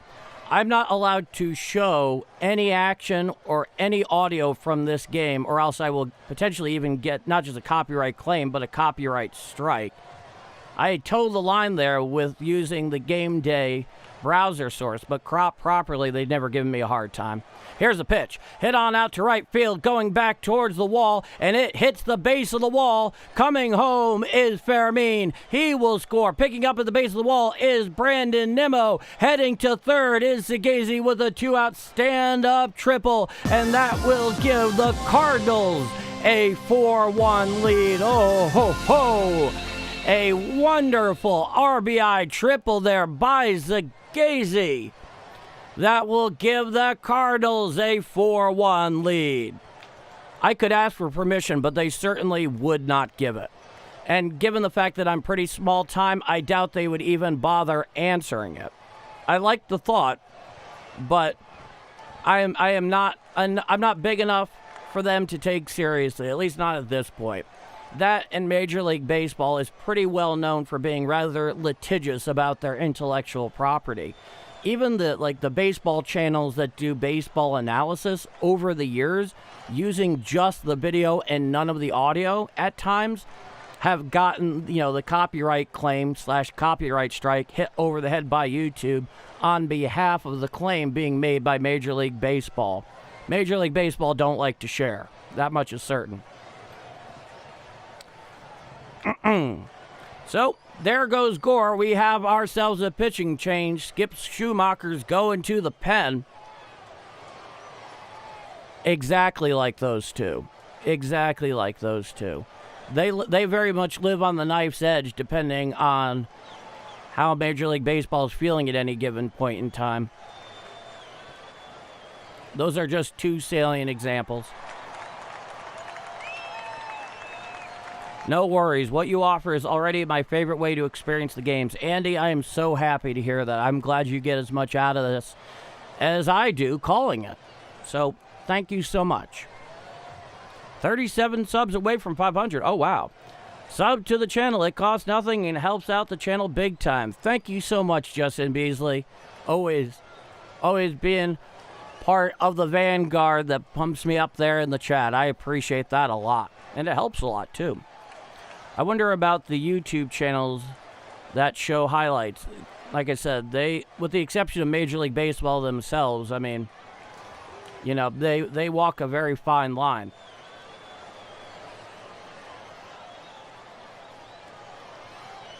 So we await the change of pitcher by our old friend Skip Schumacher, the skipper for the Texas Rangers. And how about that? There's even a baby on the shoulders of somebody out there in the tarps off crowd in right center field. Now here's Vic Scott. It's a righty-lefty matchup. The righty Cervello is out on the mound. First pitch is a sinker away for a ball. Luis Cervello, 5 innings pitch, a 5.40 ERA, 1.60 whip, and 5.40 Ks per 9-inning pitch. He comes set at the letters. Here's the 1-0. Fouled back on a sinker away, 94 miles per hour. The count is 1-1. Sagazzi's starting to hit finally. Yeah, big time. You're doing a fantastic job. If we all tell 10 people to watch, even if 3 watch, we can make the viewership mushroom. Well, thank you so much, John. I really appreciate that. Here's the 1-1. Hit down the left field line and slicing into the stands. And that'll make the count 1-2. I found out Sagazzi was traded from the Rangers in the 2023, playing Road to the Show in MLB The Show 26. There you are. I like Sagazzi. He reminds me of Descalso or Miles from back in the day. Yeah, I remember Descalso quite well. Here's the pitch. A splitter down and in for a ball. That brings the count to 2-2. So Sagazzi is at third with 2 out, following his 2-out RBI triple. Cervello, the righty, he comes set, righty-lefty matchup. And he deals. Hit to the right side, fielded there on the ground by Lopez. He throws to first in time for the third and final out of the inning. But the Redbirds add one more. We head to the top of the 6th inning. It is 4-1 Redbirds. I'm Paul D, and I'm back after the brief power outage. So if you're just rejoining me, thanks for coming on back and spending a little bit more of your Wednesday night with me. If you like how I do my Redbirds play-by-play, please leave a like. I appreciate it immensely. It helps out this growing channel a great deal. And if you want to see more of it, by all means, hit subscribe. Join our slice of Redbirds Nation right here on Game Mike. I am calling almost every Cardinal game. And given the bizarre broadcast situation where most fans cannot easily follow the Redbirds every single day without 3 or 4 different subscriptions in addition to knowing where it's going to happen every day, well, one thing is for sure, that for the most part, you can find it right here. So if they're in that situation and you think they would dig how I do Cardinal play-by-play, please share this link with them. They can see if they like it or not. Whatever the case is, I very much appreciate it all the same. And with that in mind, me here, you there, and this is Bombers Game Mike. 4-1 Cards going to the top of the 6th. Let's take a look at the chat. I remember watching Miles Mikolas pitch and thought he was amazing. Now is considered the batting practice pitcher of the league. Noob Sunday. Cardinals have been doing pretty decent this year. Loving Walker a lot. Overall, the Cardinals have definitely defied expectations, to be sure. They obviously got the 2-3 from the Cardinals. They're looking to not get swept here against the Rangers, unfortunately. But for the most part, they've been a much more exciting team than they have been in quite some time. Certainly since 2022 when they won the Central last. Now here's Pallante. He's out for his 6th inning of work. Now here's the first pitch. Up and in on the knuckle curve to the righty third baseman, Jung. And the count is 1-0. Walker really surprised me. I love the grinders on this team. Me too. Here's the 1-0. Hit out to right field. Going back towards the wall is Walker. He's at the track. He's underneath it. He makes the catch for the first out of the inning. So Jung flies out to right for the first out in the top of the 6th. That was Andre Pallante's 74th pitch here in this outing. He has been rather economical. Now here's the right fielder, the left-hand hitting Brandon Nimmo. He's 0 for 2 with a pair of flyouts, 251, 7 home runs, 22 RBIs for Texas this year. From the full wands, Pallante. Here's the first pitch to Nimmo. Forcing fastball low and in for a ball, 96 miles per hour. The count is 1-0. I believe a lot of these guys played AAA together just a few years ago. Yeah. Here's the 1-0. Hit on into right center field for a base hit. Cutting it off there in right center is Victor Scott. So Brandon Nimmo has himself a one-out single here in the top of the 6th inning. What do you play after this game when the Cardinals win? I play a song, the first 30 seconds, of a song called Tornado by the Group Of. It is a copyrighted piece of music, but it's one that I have express permission to use. Cummins sets Pallante from the stretch. Nimmo leads off first. Here's the pitch to Berger. Slider down and away for a ball. The count is 1-0. Jake Berger, he's 0 for 2 with a lineout back in the 4th. He's hitting .236 for 10 home runs, 37 RBIs on the year. It's a righty-righty matchup. Coming set at the Birds is Pallante. He's from the stretch. Here's the 1-0. Strike, sinker right down Broadway, 96 miles per hour. That count is 1-1.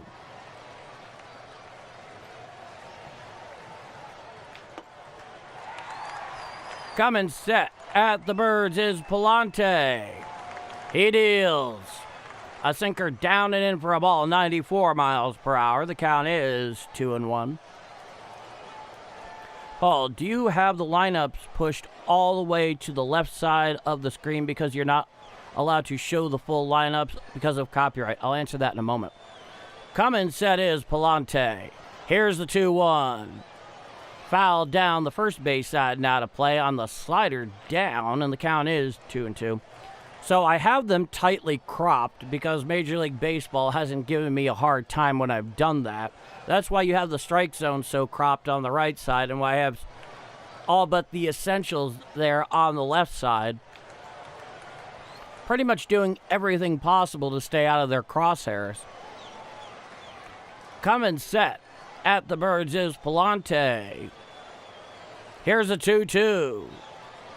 Just missed high on the outer third with a sinker at 97 miles per hour. The count is 3-2.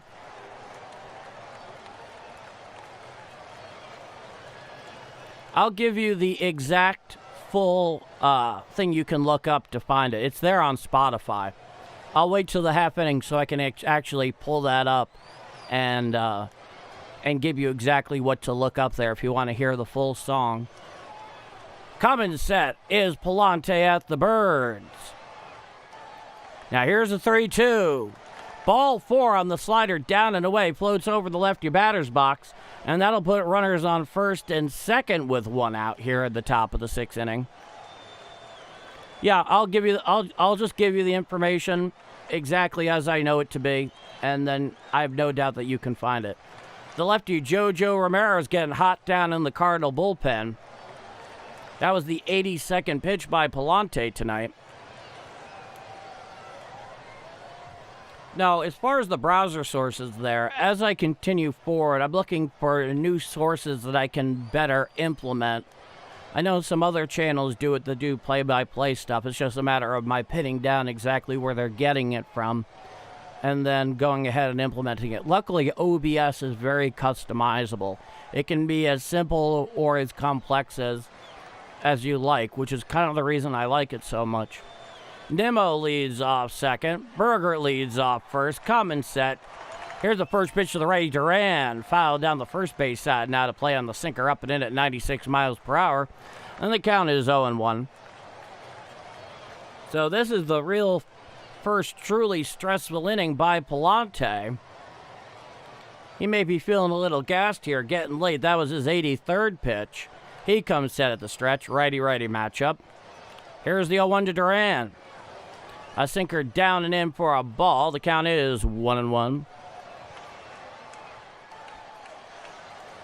Double play ball would be great right here. From your mouth, or rather your fingertips, to God's ears. Coming set is Pallante. Here's the 1-1. chopped up the middle, coming in by Mason Wynn. He throws to first in time to get the second out of the inning. The runners will move from first to second and third on the play. It was chopped too shallow for Mason Wynn to be able to pick it up and go and make the throw to second with any chance. So he took the sure out at first. And here comes Ali Marmol to give Pallante the hook, and he'll presumably be going to JoJo Romero here in the top of the sixth inning. So 5 2/3 innings of work. Both the runners on second and third are still his responsibility. So no doubt, if Romero gets out of the remainder of this inning unscathed, Pallante will owe him a beer. Or whatever he drinks. You know, it's good. And so we await the pitching change. The one and only JoJo Romero coming into the game. And I can tell you, as a guy who's doing play-by-play, any sort of announcing here, a name like JoJo Romero that just rolls off the tongue, that's like audible candy to me. I love it. So, we await the pitching change. It is 4-1 St. Louis. If you're just finding your way back here, a brief power outage here at the house. Luckily, I was able to recover and get back up on the same stream. So everybody that's found their way back here, once again, thank you so much for spending part of your Wednesday evening with me. And, of course, tomorrow is the off day, so nothing here happened on Game Mike. However, let's pull up the schedule here. So the Reds are going to be coming into town on Friday night. That's going to be a 7:15 p.m. Central start time. I'll be starting here on Game Mike around 7:05 p.m. Then on Saturday is a day game, the first one we've had in a while. That's going to be a 1:15 p.m. Central time start. I'll start here about 1:05 on Saturday afternoon. And then ditto on Sunday. Then the off day Monday, and then they start 11 days in a row with a road trip that begins at Citi Field out in New York City, which I will be going to shortly after they leave town. But don't worry, nothing will be missed here on Game Mike. You'll just be getting the audio-only experience, which for many of you that first discovered me a few weeks ago, that's how you first found Game Mike. I was on the road at the time, and I'll be on the road again. Now, here's JoJo Romero in 27 games, 27 in the third innings pitched, a 2.96 ERA, a 1.17 whip. Runners are on second and third, and here's the first pitch.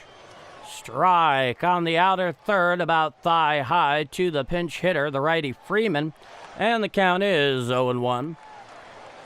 Runners on second and third with 2 outs, a 4-1 Cardinal lead in the top of the sixth inning. JoJo Romero's in. Here's the pitch. Swinging strike on the slide, the changeup down and away. Swung underneath that one, did Freeman. And the count is no balls and 2 strikes.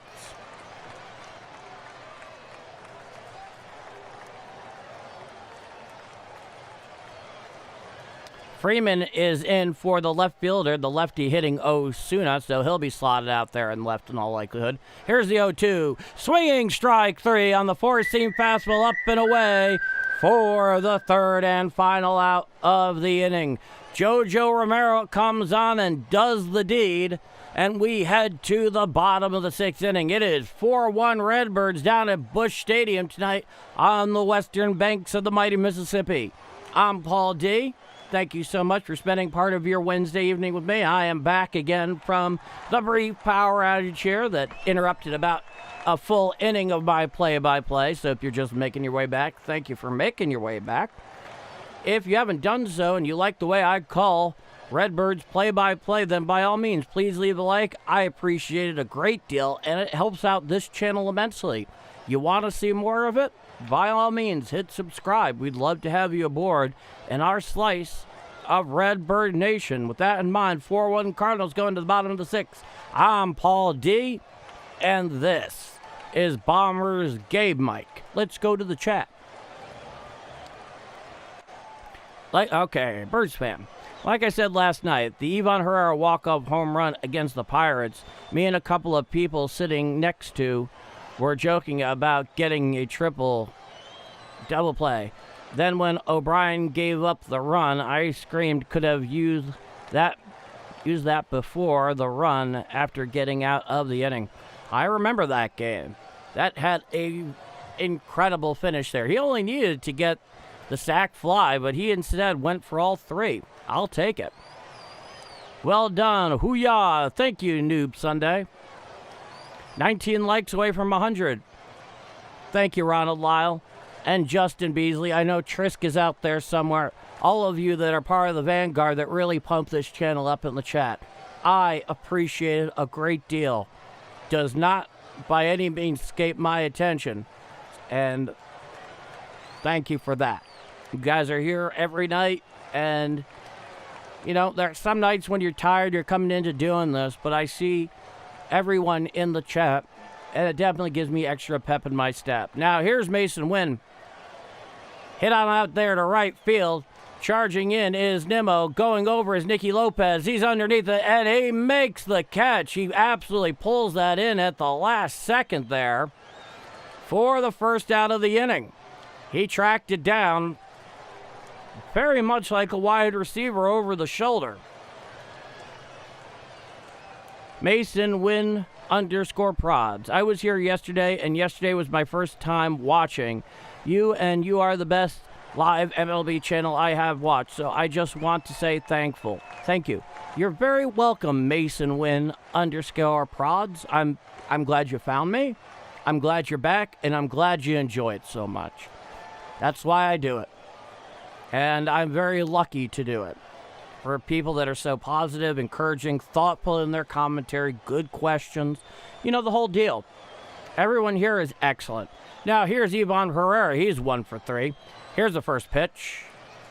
And he hits it out there behind first, giving Chase's Burger into shallow foul territory. And it's over his shoulder, and it falls in for a first strike.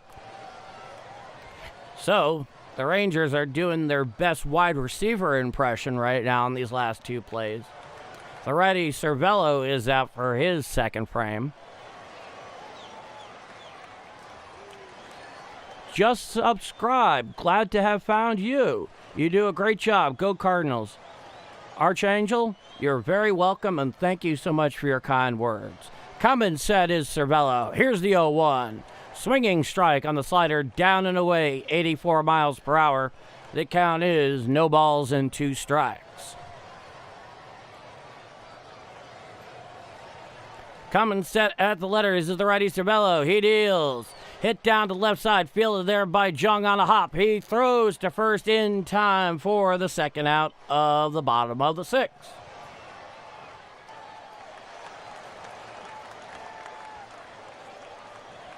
So Cervello has been reasonably effective since entering this game. Nobody on with 2 out. Here comes Jordan Walker. It's a righty-righty matchup. Coming set is Cervello. Here's the first pitch to Walker. Ruled a ball down and in, but immediately challenged there by Higashioka. And we await the outcome of this ABS challenge. And the call is confirmed. It is indeed a ball. The Rangers lose their first of their 2 ABS challenges. It missed by 0.2 inches.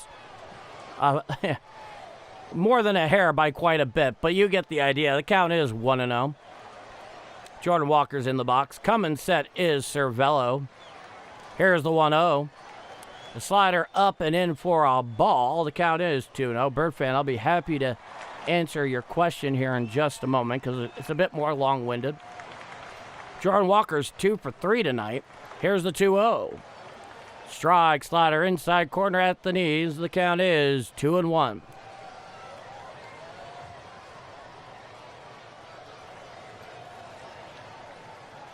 Coming set, Cervello. Here's the 2-1 pitch. Hit up the middle and through for a base hit just to the left field side of second.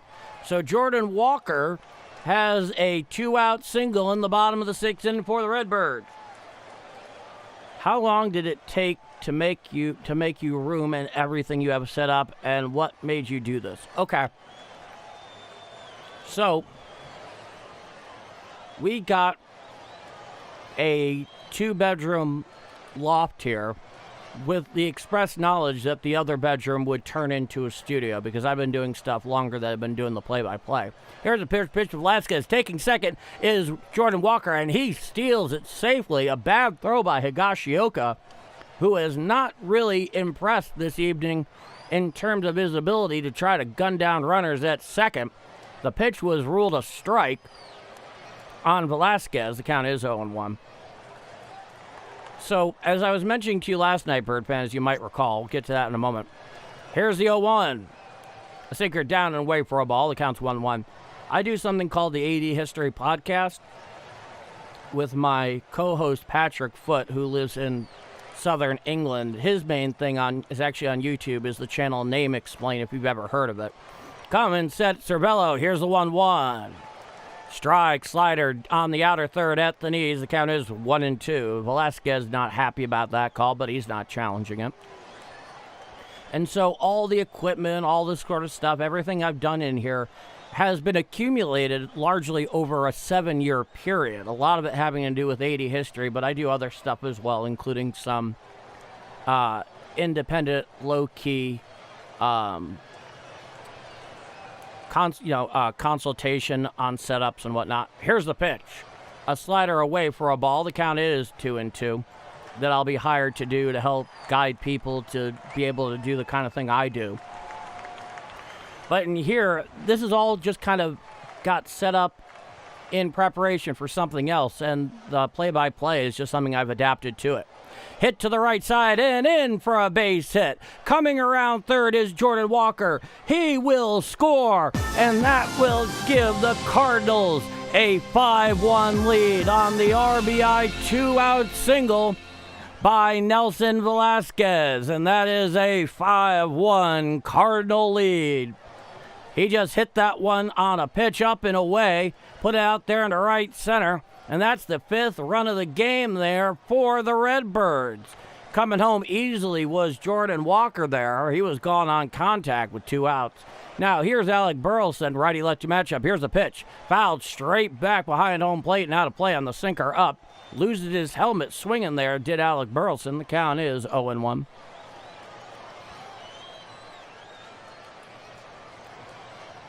Yes, he has been awesome.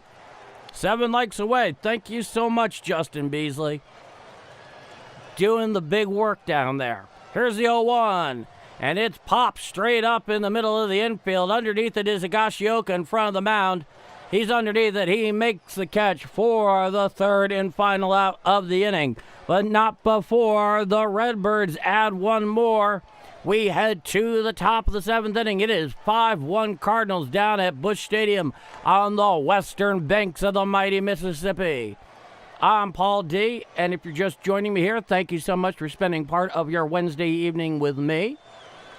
If you haven't left a like on this stream and you like the way I call Redbird game, by all means, please do. I appreciate it immensely, and it helps this channel continue to grow, get pushed out to more Cardinals fans who might not have another way to see this game because of the bizarre broadcast situation we find ourselves in.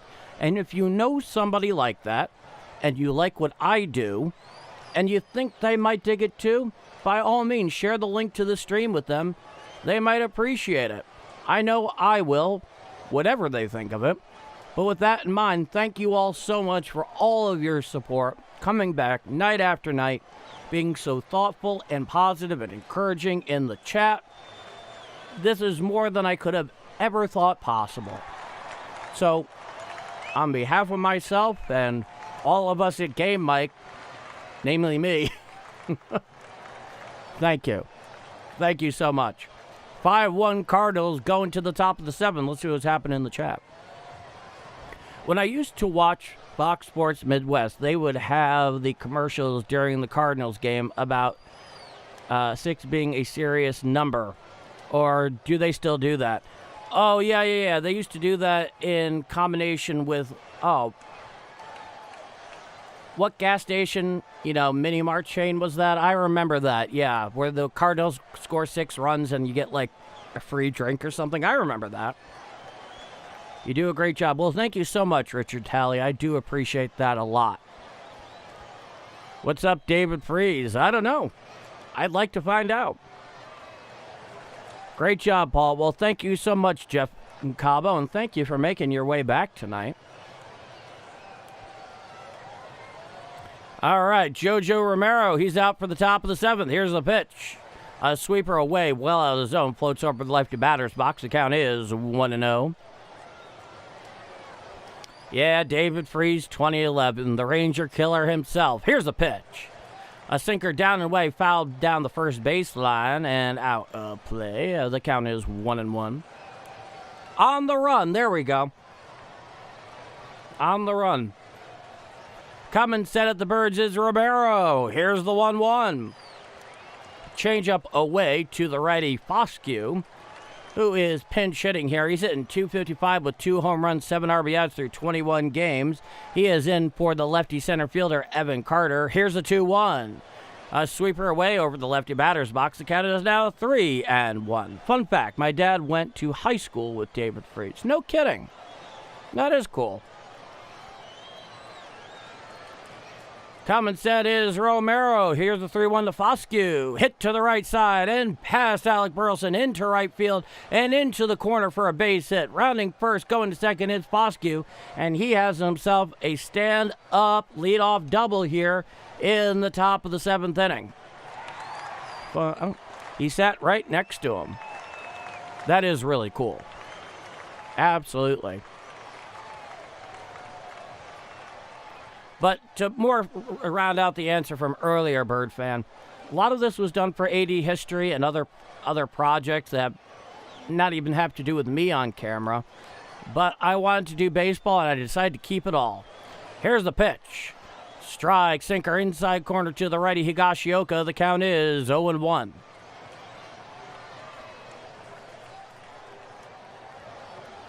Foscue leads off second following his pinch hit leadoff double here in the top of the 7th. Here's the pitch. Up and away, a sinker out of the zone. Very nicely hauled in there by Ivan Herrera. Had he not, it would have gone flying all the way to the backstop. Kyle Higashioka, 1 for 2 with a single and a run. 243 home runs, 10 RBIs this year for the former Yankee. Here's the 1-1. Strike, sinker, outside corner about thigh high. The count is 1-2. He said he was a weird person. That may be so. Here's the 1-2. A sweeper down and in for a ball, 84 miles per hour. The count is 2-2. Don't forget to sub to the channel if you're new. Only 31 likes away from, 31 subs away from 500. Yes, it is, Justin Beasley. And Romero steps off the rubber here, so we get to wait a little longer, trying to get on the same page there with Herrera. Foscue leads off second. It's a lefty-righty matchup. Higashioka's back in the box. Coming set is Romero. Here's a 2-2. A sweeper down and in for a ball, 84 miles per hour. The count is now full, 3 balls and 2 strikes.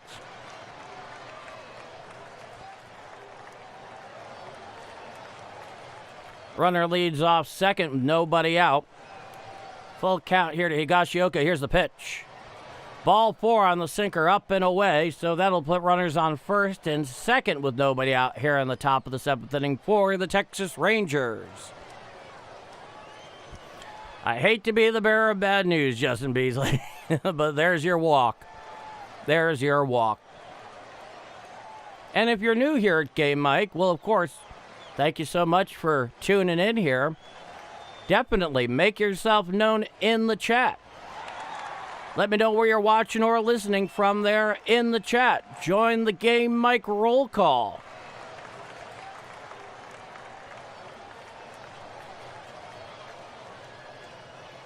Now, there's a pinch hitter here for Nicky Lopez, the second baseman, the righty hitter Hellman.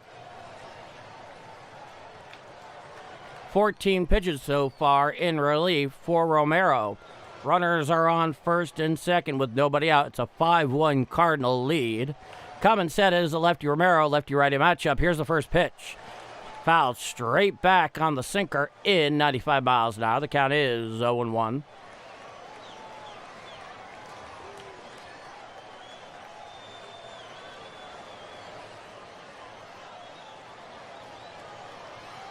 Coming set at the Birds is Romero. Here's the 0-1. Hit on out there into foul territory and right. It's slicing clear foul. The count is now 0-2 to the righty Hellman.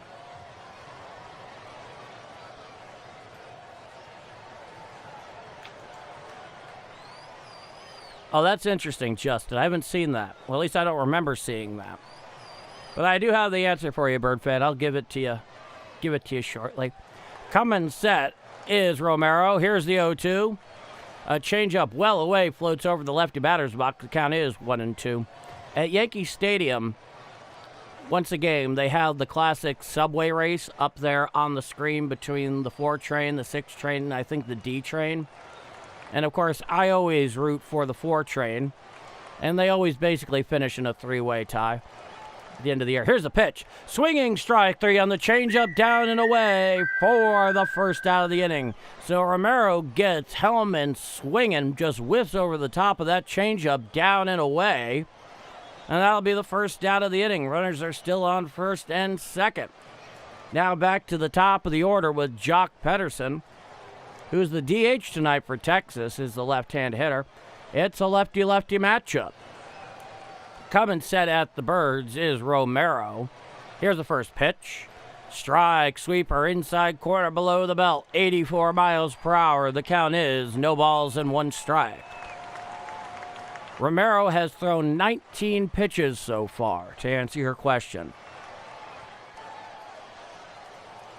He comes set at the Birds. Here's the 0-1. A sinker down and away for a ball. The count is 1 ball and 1 strike. Runners on first and second. From Chicago, watching from Indiana, Cubs. You're welcome here, too. As always. Here's the 1-1.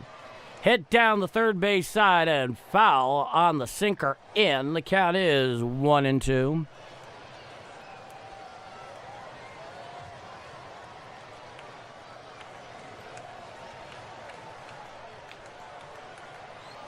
Runners on first and second. It's a 1-2 count. Romero's ahead of the lefty Pedersen here, who himself is 0 for 3 tonight at DH. 21 pitches by Romero so far. Runners lead off first and second with 1 out. Here's the 1-2. Foul tipped on the sweeper away. Just got a piece of that to stay alive, did Pedersen. And the count remains 1-2. Cardinals just have to give their pitchers runs when they pitch. That's definitely a part of the formula for victory, no doubt. Here's the 1-2. Hit to the right side and into the outfield for a base hit. And it goes all the way in front of the warning track, picked up by Jordan Walker. 1 run scores.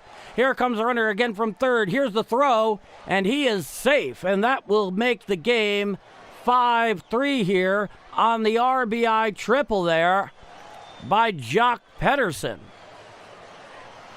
And it's a 5-3 game in the top of the 7th inning. An RBI triple by Jock Pedersen, his first hit of the night. And that looked like it was a breaking ball that hung up and in, and he just deposited it out there between Walker and Scott out there in center and right respectively. Or rather, right and center respectively. That makes this game a little tighter here coming late. And Ollie's going... Oh. Is Ollie going to the pen? Yes, he is. Here comes the righty, Stanek. So JoJo Romero has been given the hook in favor of the most powerful blonde mullet in baseball. Here comes Stanek. 100 likes. Ronald Lyle, Trisk, Justin Beasley. Those are the 3 big vanguard and pumping me up in the chat. Thank you so much. I think this is this the 5th night in a row? Or is it the 6th? I really appreciate it. Thank you so much. And thank you everybody who's watching right now, who's both liked, subscribed, or liked and subscribed. I appreciate it a great deal, and I'm glad that you enjoyed my call of Redbird Baseball here on YouTube so much. Thank you all so much for coming out. And we await Stanek to begin taking his warm-up tosses and for this game to continue. Cardinals decided they didn't want to celebrate, unfortunately. It's 6 nights in a row. No kidding. Well, that's something. I don't really have a feeling on the name. I mean, the name change is there. It's happened. I had no say in it. I have no say in whether they're going to change it. I think it's interesting that they wanted to throw away the better part of a century by renaming the team. But it's a controversial issue, and quite frankly, not being the owner or having any stake in the Indians whatsoever, though I have been to Jacobs Field, now Progressive Field, and that's a fine baseball experience. To be honest with you, I don't really give it much mind. They're going to do what they're going to do. That's my answer to you, Bird fan. Nobody except you has asked me, and nobody in charge has definitely asked me. Here's the pitch. Strike, inside corner at the knees. The count is 0-1. Ryan Stanek, 22 and 2/3 inning, a 5.56 ERA, a 1.76 WHIP, 11.91 Ks per 9. Here's the pitch. Swinging strike on the fastball upstairs at 99 miles per hour. The count is 0-2. Yeah, the Spiders might be neat, but in general, I don't think that. My Cleveland team is the Browns. Very aptly named. Hit to the right side down the first baseline. It rolls foul. So the count remains 0-2. Trisk, like number 103. Let's go Cards. Cheers, Trisk.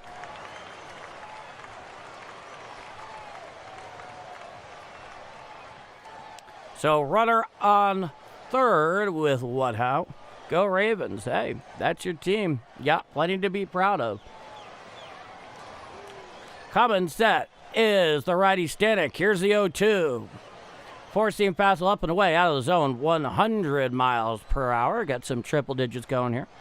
Here's Josh Jung, the third baseman. He's 1 for 2. Hit by pitch single with an RBI. Runner leads off first with one out. Here's a 1-2 from Stanek. A splitter in the dirt away. 90 miles per hour. The count is 2-2. Go Colts. Indeed. 29 subs to 500. It's a magic number. It is a magic number. Thank you so much, Trisk. Justin Beasley, Ronald Lyle, the big three here in Game Mike that pump it up in the chat. Here's the 2-2. Four-seam fastball just missed the outside corner for a ball, not being challenged there by Herrera. And the count is now 3 balls and 2 strikes. On deck is the right fielder, the left-handed Brandon Nimmo. The runner leads off first. Stanek comes set at the Birds. Here's the 3-2. Swinging strike 3. Down goes Jung, hacking for the second out of the inning. Oh, don't worry, Richard Talley. I take it in good humor. No worries there. I respect people who pump up their team. All I ever ask in the chat is everybody keeps it clean. Otherwise, you're fine with me. That and no spamming of the chat. And none of you guys do that, which I really appreciate. Here's the first pitch to Nimmo. A slider down and in, 90 miles per hour. The count is 1-0.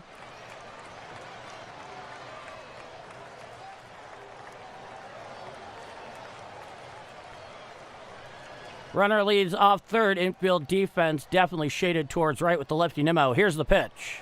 Slider down and in. The count is 2-0. How long does it take for you to edit the score bug and the scores at the bottom?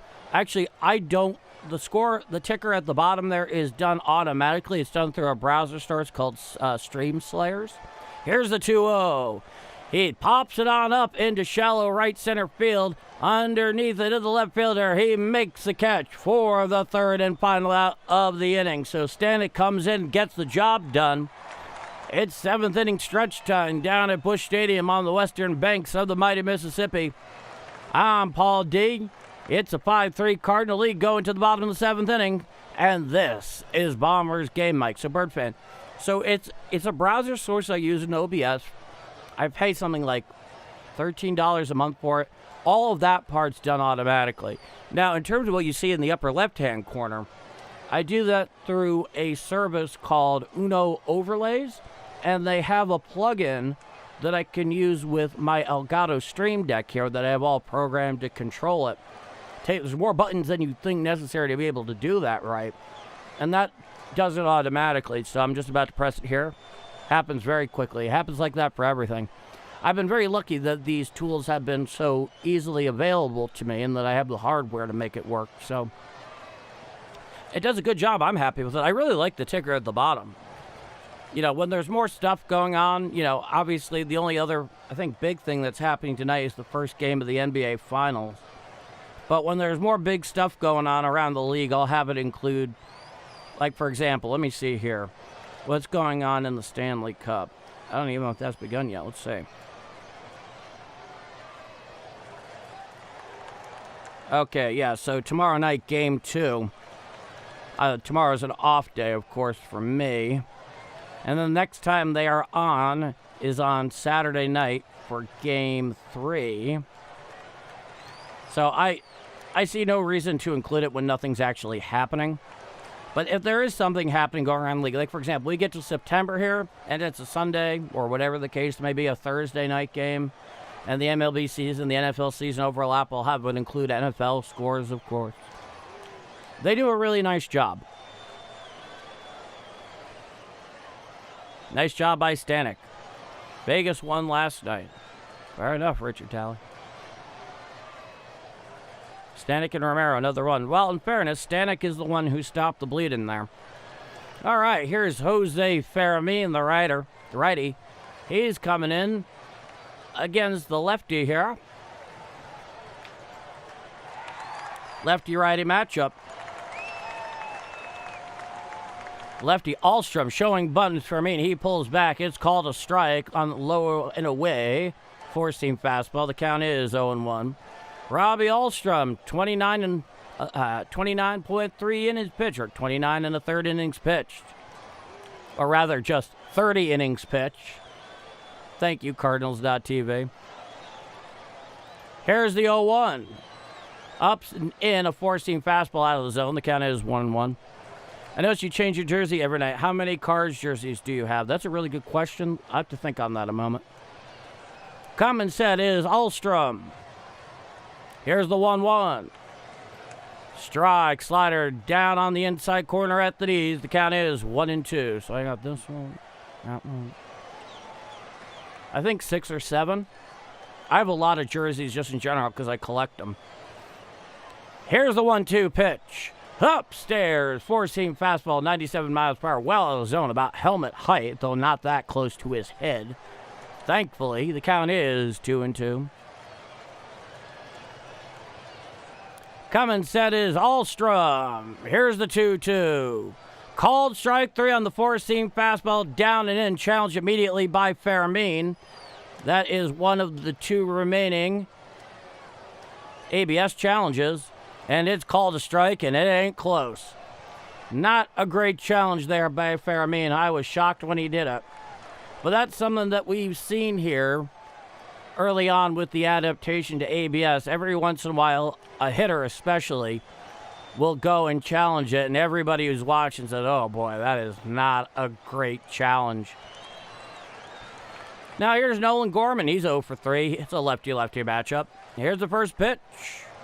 Strike, sinker, inside corner, below the belt. A favorable call, no doubt, but no one's challenging it. 96 miles per hour. The count is 0-1. Lefty Alstrom on the mound versus the lefty Gorman in the box. He comes set above the belt. Here's the 0-1. Up and in, a sinker, 98 miles per hour. The count is 1-1. I have 3 Cardinals and 1 Rays. Nice. Yeah, I really like jerseys. I've been collecting them now for 20 years. Here's the 1-1. Swinging strike on the sinker, up and in below the belt. 97 miles per hour. The count is 1-2. The Cardinals.tv broadcast has fixed one of their cameras in on a small group of Ranger fans. They're getting their reaction every time. Time is granted by the home plate umpire at the behest of Nolan Gorman. Imagine that, Gorman 0 for 3. Other than that solo home run last night, it's been rough going with him. He's not been great defensively at third, that's for sure. Come set is Alstrom. Here's the 1-2. He popped it up there into shallow center field. Underneath it is Duran. He squeezes it for the second out of the inning. The family of the pitcher. Oh, is it? Okay. That makes a lot more sense. That's the thing. Scott Reed, Biloxi is in the house. I believe that's Biloxi, Missouri, as opposed to Biloxi, Mississippi. Coming set is Alstrom, lefty-righty matchup. Segazy, he's 2 for 3. Here's the pitch. Fouled straight back on the four-seam fastball in 96 miles per hour. Count is 0-1.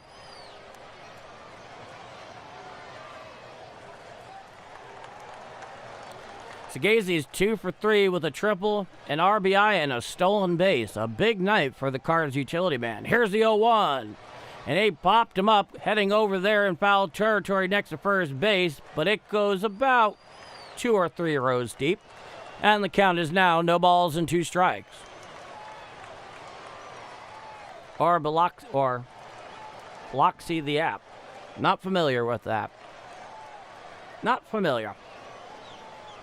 Well, I hope everybody is enjoying their Wednesday evening marvelously well. I think we'll all be happier if the Cards manage to nail this one down. Coming sets Alstrom. Here's the 0-2. Four-seam fastball up and away, 97 miles an hour. The count is 1-2. He comes set above the belt. And here's the 1-2. Called strike 3 on the outside corner. Four-seam fastball above the knees for the third and final out of the inning. We head to the top of the 8th. It is a 5-3 Redbird lead down at Busch Stadium. In this finale of the 3-game set against the Texas Rangers, I'm Paul D. And this is Bombers Game Mike. How many MLB games do you think you've been to? I lost count a long time ago. A long time ago. At this point, probably over 100, I'm guessing.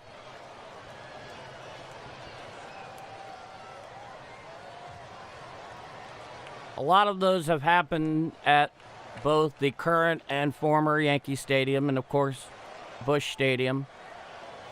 But I've been to a lot of other ballparks. That's one of the things that I look to do before I die, is to see a home game for every MLB team. I've been to games at some stadiums that no longer exist. And I'm not just talking about Yankee and Shea Stadium either. Like, for example, the home game that I went to for the Twins, I went to at the Metrodome during their last homestand. It was a Saturday afternoon. They were playing the Tigers in 2009, and they were in a real shootout there that year in the American League Central. It turned out to be a pretty important game, and of course they played game 163 that year. They won winner-take-all for the American League Central that the Twins won before the Twins lost to the Yankees, on the way to the Yankees winning their 27th World Series that year. I was very happy to see a game at the Metrodome. I have less interest in seeing Target Field. I mean, it's fine. They definitely needed a new place. But as grungy as the Metrodome was, it was pretty unique, all told. And I had watched games there my entire life on TV, and I had to make sure to go and see one. So my then girlfriend, now wife, we made the trip up from Chicago. Here's the first pitch to Stanek. To Berger, and he fouls it behind the Ranger on deck circle. The count is 0-1. Due up here for the Rangers is Berger, followed by Duran, and then Freeman.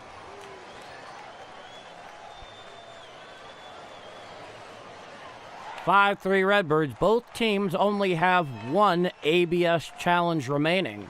The righty Stanek, of course, is in the game. He came in relief of JoJo Romero back in the 7th.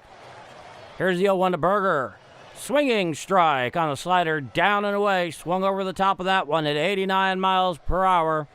And the count is now no balls and 2 strikes. So Ryan Stanek looking to improve that ERA of his. He definitely got what Romero left him this previous inning. Here's the 0-2. Foul down the first base side, out of play on the four-seam fastball. Tripled it. It's 100 miles per hour up and away. Well, I'm a fan of both. The Yankees are number 1, the Cardinals are 1A. It all changed when I met my wife, who's a native of St. Louis. Here's the pitch. Foul back behind the plate. Chop foul. Got a piece of that thing upstairs. She and I met in college at Loyola Chicago, where we are both alumni from. And at that point, since it was September of 2008, the two teams had only played each other twice in interleague, and not since the 64 World Series. Here's the pitch. A splitter in the dirt, down and in. The count is 1-2. And so the two blended. For me, the Yankees won, the Cardinals 1A, and for her, the Cardinals won, the Yankees 1A. It's worked out for us pretty well so far through 18 years now. Here's the 1-2. Hit out there into right field. Coming over towards the line is Jordan Walker. He's underneath it. He makes the catch for the first out of the top of the 8th. So the tornado song you played, do you have the information? Oh, yeah, thank you for reminding me. Okay.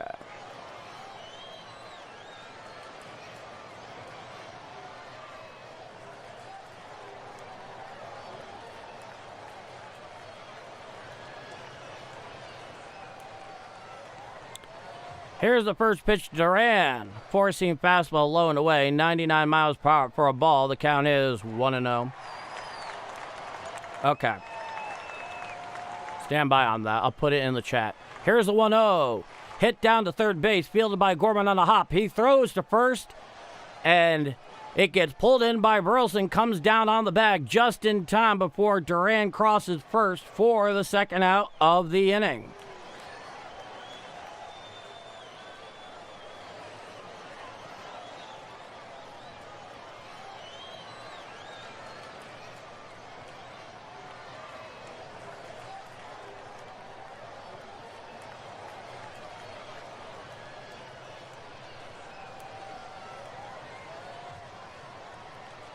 There you go. Here's the first pitch to Freeman. A ball up and away, 98 miles per hour, four-seam fastball. The count is 1-0.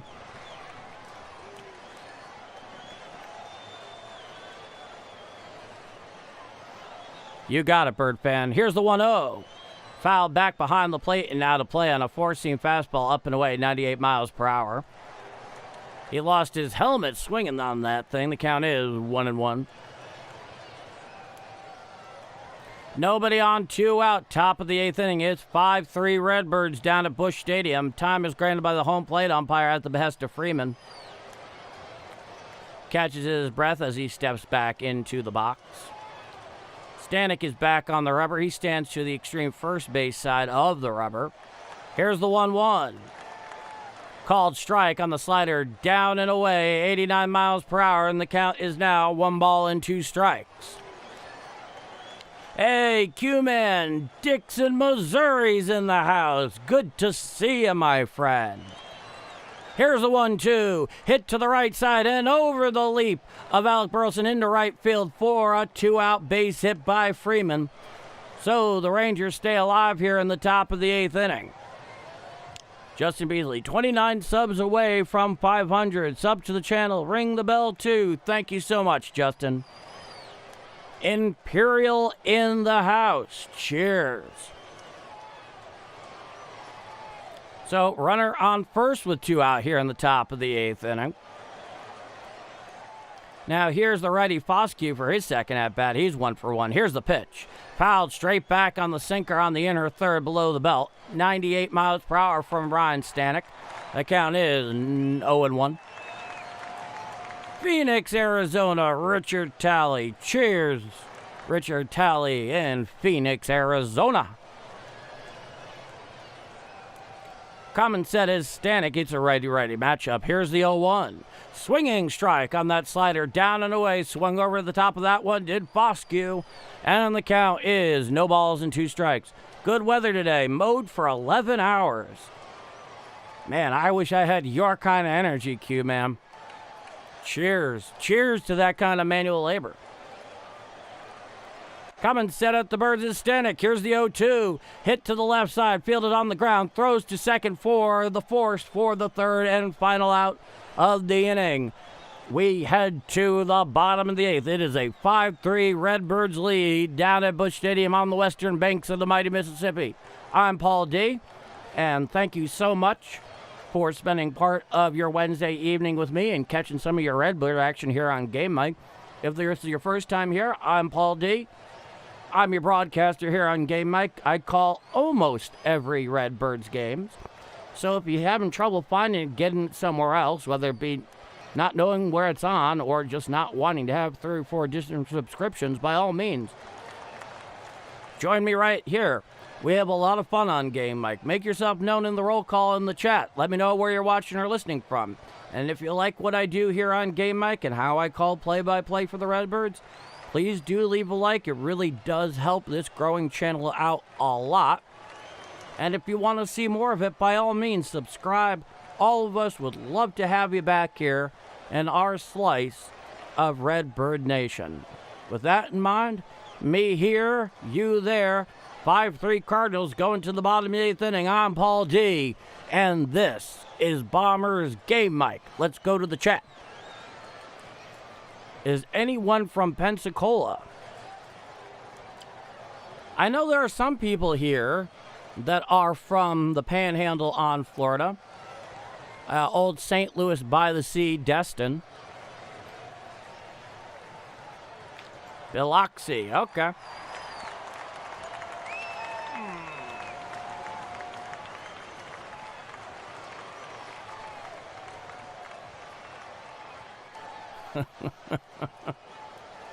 You think O'Brien will close it this evening? You know, you have to imagine that Ollie Marmol probably wants his closer to get his confidence back. I have far less confidence in him. I'd like to have more, but despite how good his stuff is, my trust in him is not terribly high. But it's definitely possible that Ollie will bring him in.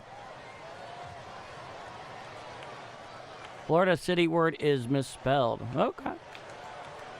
My rider is on the shelf, so I use a Craftsman push mower. Wow, okay, that is some serious manual labor. About 12 acres mobile area. Good workout for a senior. Yeah, definitely. Definitely, Q-Man. Time is called by the home plate umpire at the behest of Kyle Higashioka as he goes and has the chat with Alstrom here. Thank you, Richard Talley. Thank you. Need a couple of closers.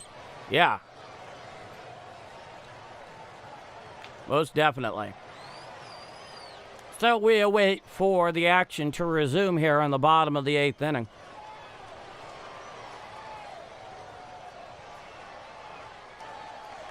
Victor Scott is up at the plate. So it's a lefty-lefty matchup, followed by Mason Wynn and then Ivan Herrera. Yeah, it is incredible. No doubt. Human's a beast. Cummins sets the lefty Alstrom lefty-lefty matchup with Vic Scott at the plate, who's 0 for 3. Here's the first pitch. Up and away, a sinker for a ball. The count is 1-0, 94 miles per hour. Last night, O'Brien didn't have his best stuff, but he didn't get hit hard pretty much. Here's the 1-0. Upstairs, a sinker out of the zone, 95 miles per hour. The count is 2-0. Do you like the Dodgers, or do you have the same opinion as everyone else, them buying a championship? Well, they have definitely bought more of that than they've developed. Here's the 2-0. Strike, four-seam fastball on the outside corner at the knees. The count is 2-1.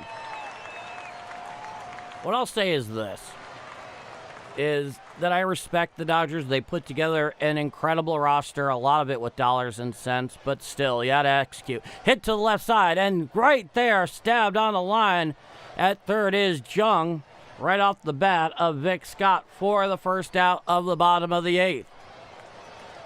Nope, he did not bunt. Never showed bunt. I know. I know, you can flip a coin. It's almost a 50-50 proposition at this point. All right, here comes Skip Schumacher. He's going to the pen. So Ahlstrom gets the hook here. In comes the right-hander, Quantrill. Quantrill the younger. If you're a certain age, you remember his father, Paul Quantrill. Really made his name as a reliever for the Toronto Blue Jays. And then he signed with the Yankees going into 2004, boasting about how he likes to pitch every day. Joe Torre took that as a challenge. I love Joe Torre, I really do, but bullpen management was not his number one strength as a manager. Don't like the Dodgers, but have to give them credit. And their ownership wants to win. Yeah. Vic Scott 0 for 4. Yikes. It's not good. Oh, I don't get all 12 in a day, but takes 3 days. But still, a push mower. 3 acres still in a day. That is no small accomplishment, Q-Man.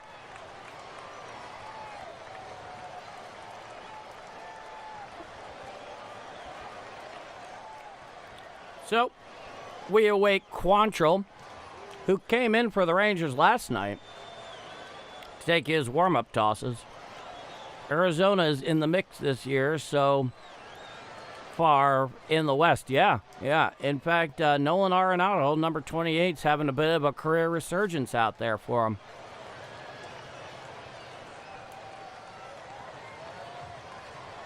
Almost forgot your Duolingo streak. 277, really? Wow. I very seldom in the times that I've used it gotten past 12 or 13 days, so 277. What language, by the way?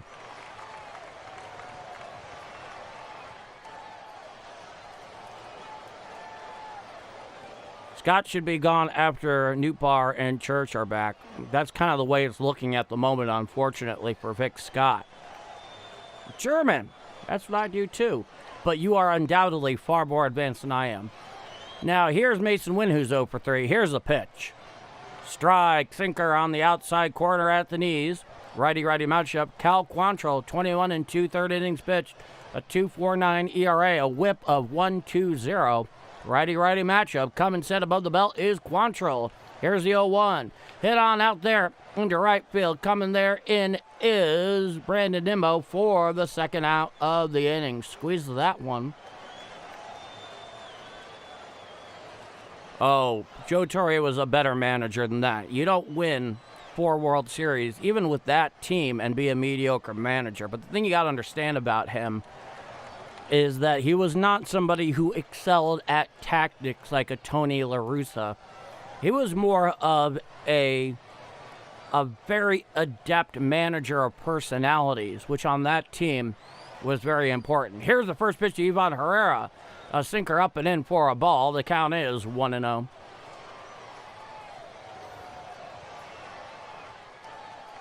Nobody on, 2 out. 5-3 Cardinals in the bottom of the 8th inning.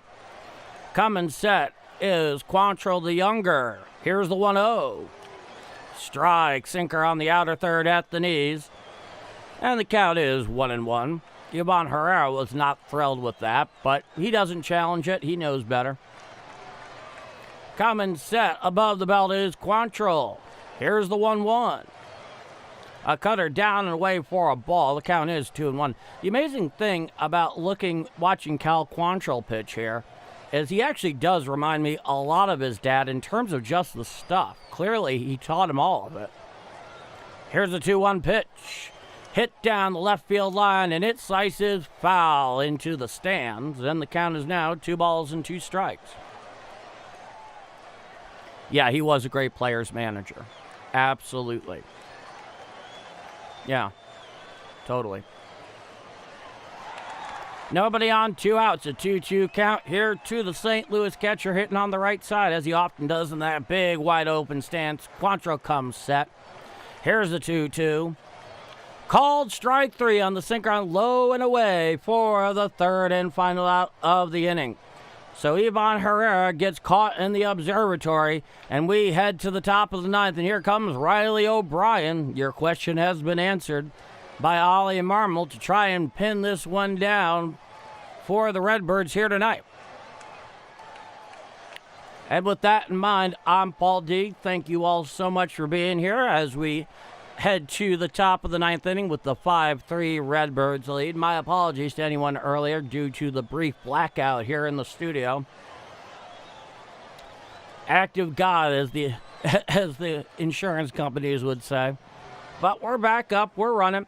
We only missed about an inning of baseball, but luckily we're able to get it back together as well as we have. Hope O'Brien doesn't give up 3 runs like yesterday. Well, Hayden, I completely agree. Hopefully he pitches better than his last outing. Justin, truer words were never spoken. Cards did not give Torrey a lineup to win. Well, I suppose in a way I should be somewhat thankful for that because he was available to be hired. And then, in classic George Steinbrenner fashion, after hiring Joe Torre, oh goodness, why am I blanking on his predecessor?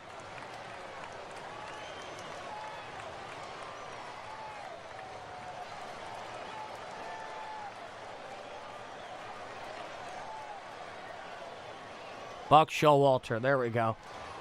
Even after hiring Joe Torre and firing Buck Showalter, in classic Steinbrenner fashion, he went to Buck Showalter and tried to hire him, having changed his mind. And Buck said, "No, I'm not doing that, George. I'm sorry." And the rest is history. Cardinals doing a great job of taking more pitches tonight. It might be a reason that they might win the game. I think that blackout happened when you pulled the plug to get something to eat or drink. I was right in the middle of a call when I did that. And I keep everything well out of the way. I keep the wires away from my feet and all that. It just happened. There was just a brief power outage here in the house. 112 likes. Let's get to 120 before the end of the game. Justin Beasley doing Justin Beasley things in the chat. Yeah, Showalter is really like the best manager that has never put it all together. He always improves every team he goes to right away. Here's the first pitch from O'Brien. A changeup low down and into Higashioka. It's a righty-righty matchup. The count's 1-0. I have a lot of respect for Buck. I was watching an interview with him, I think maybe about 3 weeks ago. Really interesting guy. Here's the 1-0. Inside a ball. 96 miles per hour sinker. The count is 2-0. I am thinking the same thing everybody else is thinking right now. O'Brien, please throw a quality strike. He comes set. Here's the 2-0. Chop foul down the third base line and out of play on the sinker in. The count is 2-1. I'm just one lesson away from getting the whole section 1 of being all gold. Basically finishing the whole section. Congratulations. Coming set at the belt is O'Brien. Here's the 2-1. Inside a ball, 96 miles per hour, a sinker below the belt, well off the plate. And the count is now 3 balls and 1 strike to Kyle Higashioka, who himself is 1 for 2 tonight. Coming set at the belt is O'Brien. He deals. Sinker strike right down Broadway, 96 miles per hour, and that brings the count full, 3 balls and 2 strikes. Probably about a year ago.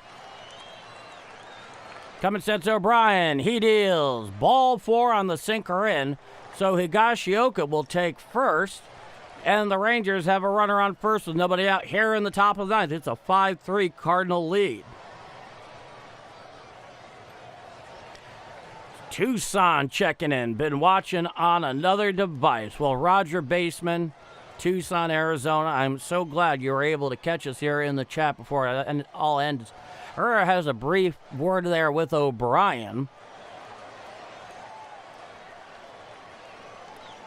One can only imagine what was shared there.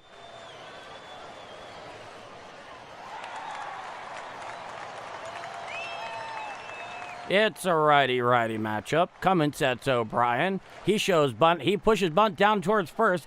O'Brien has the ball, and he gets him in the baseline there. I believe that's Freeman for the first out of the inning. Moving up to second is Higashioka. So, a sacrifice bunt there, a push bunt.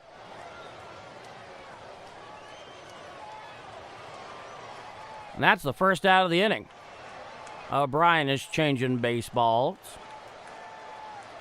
On average, between 90 and 120 are used in every major league game. Now, here's the lefty, Jock Pederson. He's the leadoff hitter and DH tonight for Texas. Here's the first pitch to Pederson. Strike, slider, up and in, right below the belt on the inside corner, and the count is no balls and 1 strike. Jock Pederson, 1 for 4, a 2-run triple.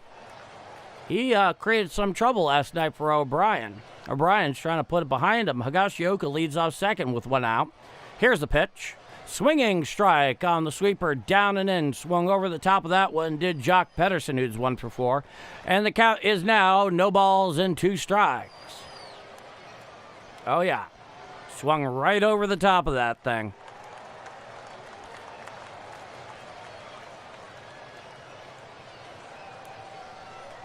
.76, all Knicks after 3 quarters. Thank you, Dwayne Smith. Thank you for keeping me up on that. Yeah, the Knicks are playing very well right now. Coming set at the belt is O'Brien. Here's the 0-2 to Pederson. A sweeper in the dirt, bounced out slightly in front of home plate. So that brings the count to 1-2. Well, Bird fan, I really hope that does not happen. Believe me. Infield defense shaded slightly towards right with the lefty hitting Pederson. It's a 1-2 count. Here's a 1-2 pitch. Fouled down the third baseline and out of play on the sinker away. The count remains 1-2.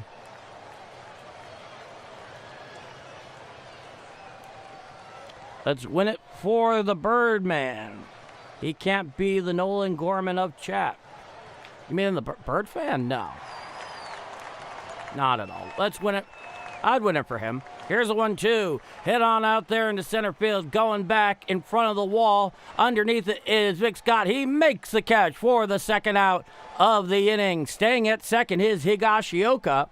And that'll be 2 outs here in the top of the 9th. And now the Redbirds are 1 out away, with the third baseman Jung coming up to the plate, the right-handed hitter.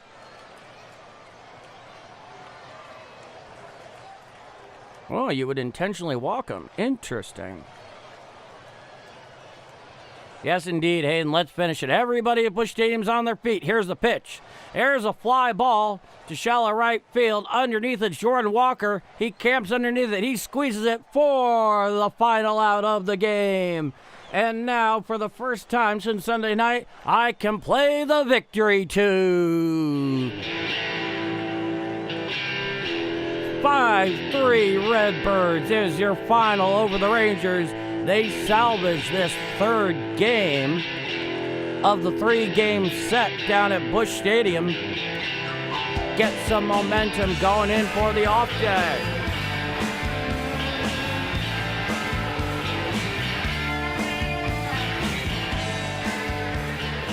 Yes, indeed. At 5-3 is your final. All Redbirds for most of the night. A very fine outing there by Andre Pallante. Some very fine offensive work by Alec Burleson in particular. And 5-3 Redbirds is your final. So as a programming note, I was talking a bit about it earlier, but I will reiterate for those who may not have heard. Tomorrow, of course, is the off day, so no call here on Game Mike. But on Friday night, Cincinnati comes to Busch Stadium. The scheduled start time is 7:15 p.m. Central Time. Here on Game Mike, I'll start the play-by-play stream about 7:05 p.m. Central Time. And then Saturday and Sunday are both 1:15 p.m. Central Time. On both of those days, I will begin here about 1:05. So I'll be here all weekend, but an off day tomorrow. And I hope you enjoy your off day coming off this Redbirds win. Nice call, Paul. Thank you so much, Q-Man. Ronald Lyle, a much-needed win. You know it. Bird fan, I'm 1-2. Hey, I'll take the one tonight. Trent Fable, cheers. Cheers to you, Trent Fable. Hayden, hope we beat the Reds good. You and me both. I'm sorry, Paul. What's up, Paul? Hey, Joe Braden, you came in at the right moment. 5-3 Redbirds is your final. See you all Friday. I'll see you on Friday. Roger Baseman. Like the stream on your way out. Thank you so much, Justin Beasley. Always pumping me up there in the chat. Doug Tigg, the fire emoji. Yeah, I love it. Good night, Paul. Good night, Justin. You enjoy your Thursday as well. Thank you. Catch you later. You got it, Richard Talley. Thanks for coming by. Dwayne Smith, we took the series. I wish we did. They salvaged it. See you Friday. I'll keep the record. Maybe I'll end up with a better record than the Cardinals. We shall see, Bird fan. Enjoy your off day. Andy Hellman, another fantastic job. Well, thank you so much. I'm glad you enjoyed yourself. Ronald Lyle, good night and see you Friday. See you Friday, Ronald Lyle. I hope everything is well up there in Vermont. Paul, you are the man. John Wilms, you are the man. Alan, winner, you know it. See you all Friday for the Reds. Have a good night, Paul. You have a good night, Hayden. Well, everybody, Delta Leader, thanks for the calls, Paul. See you all this weekend. You got it. Bird fan, see ya. I'll see you later, Birds fan. This has been a presentation of Bombers Game Mike. I'm Paul D. Thank you all so much for joining me here. We'll be back on Friday night following the off day tomorrow, so no call here tomorrow. But I'll be starting on Friday night at about 7:05 p.m. Central Time, right here on YouTube, right here on Bombers Game Mike. 5-3 Redbirds over the Texas Rangers is your final. I'm Paul D, and this is Bombers Game Mike. Bombers Game Mike, over and out. 5-3 Redbirds is your final. I hope you are well wherever you may be listening or watching. Thank you, and good night.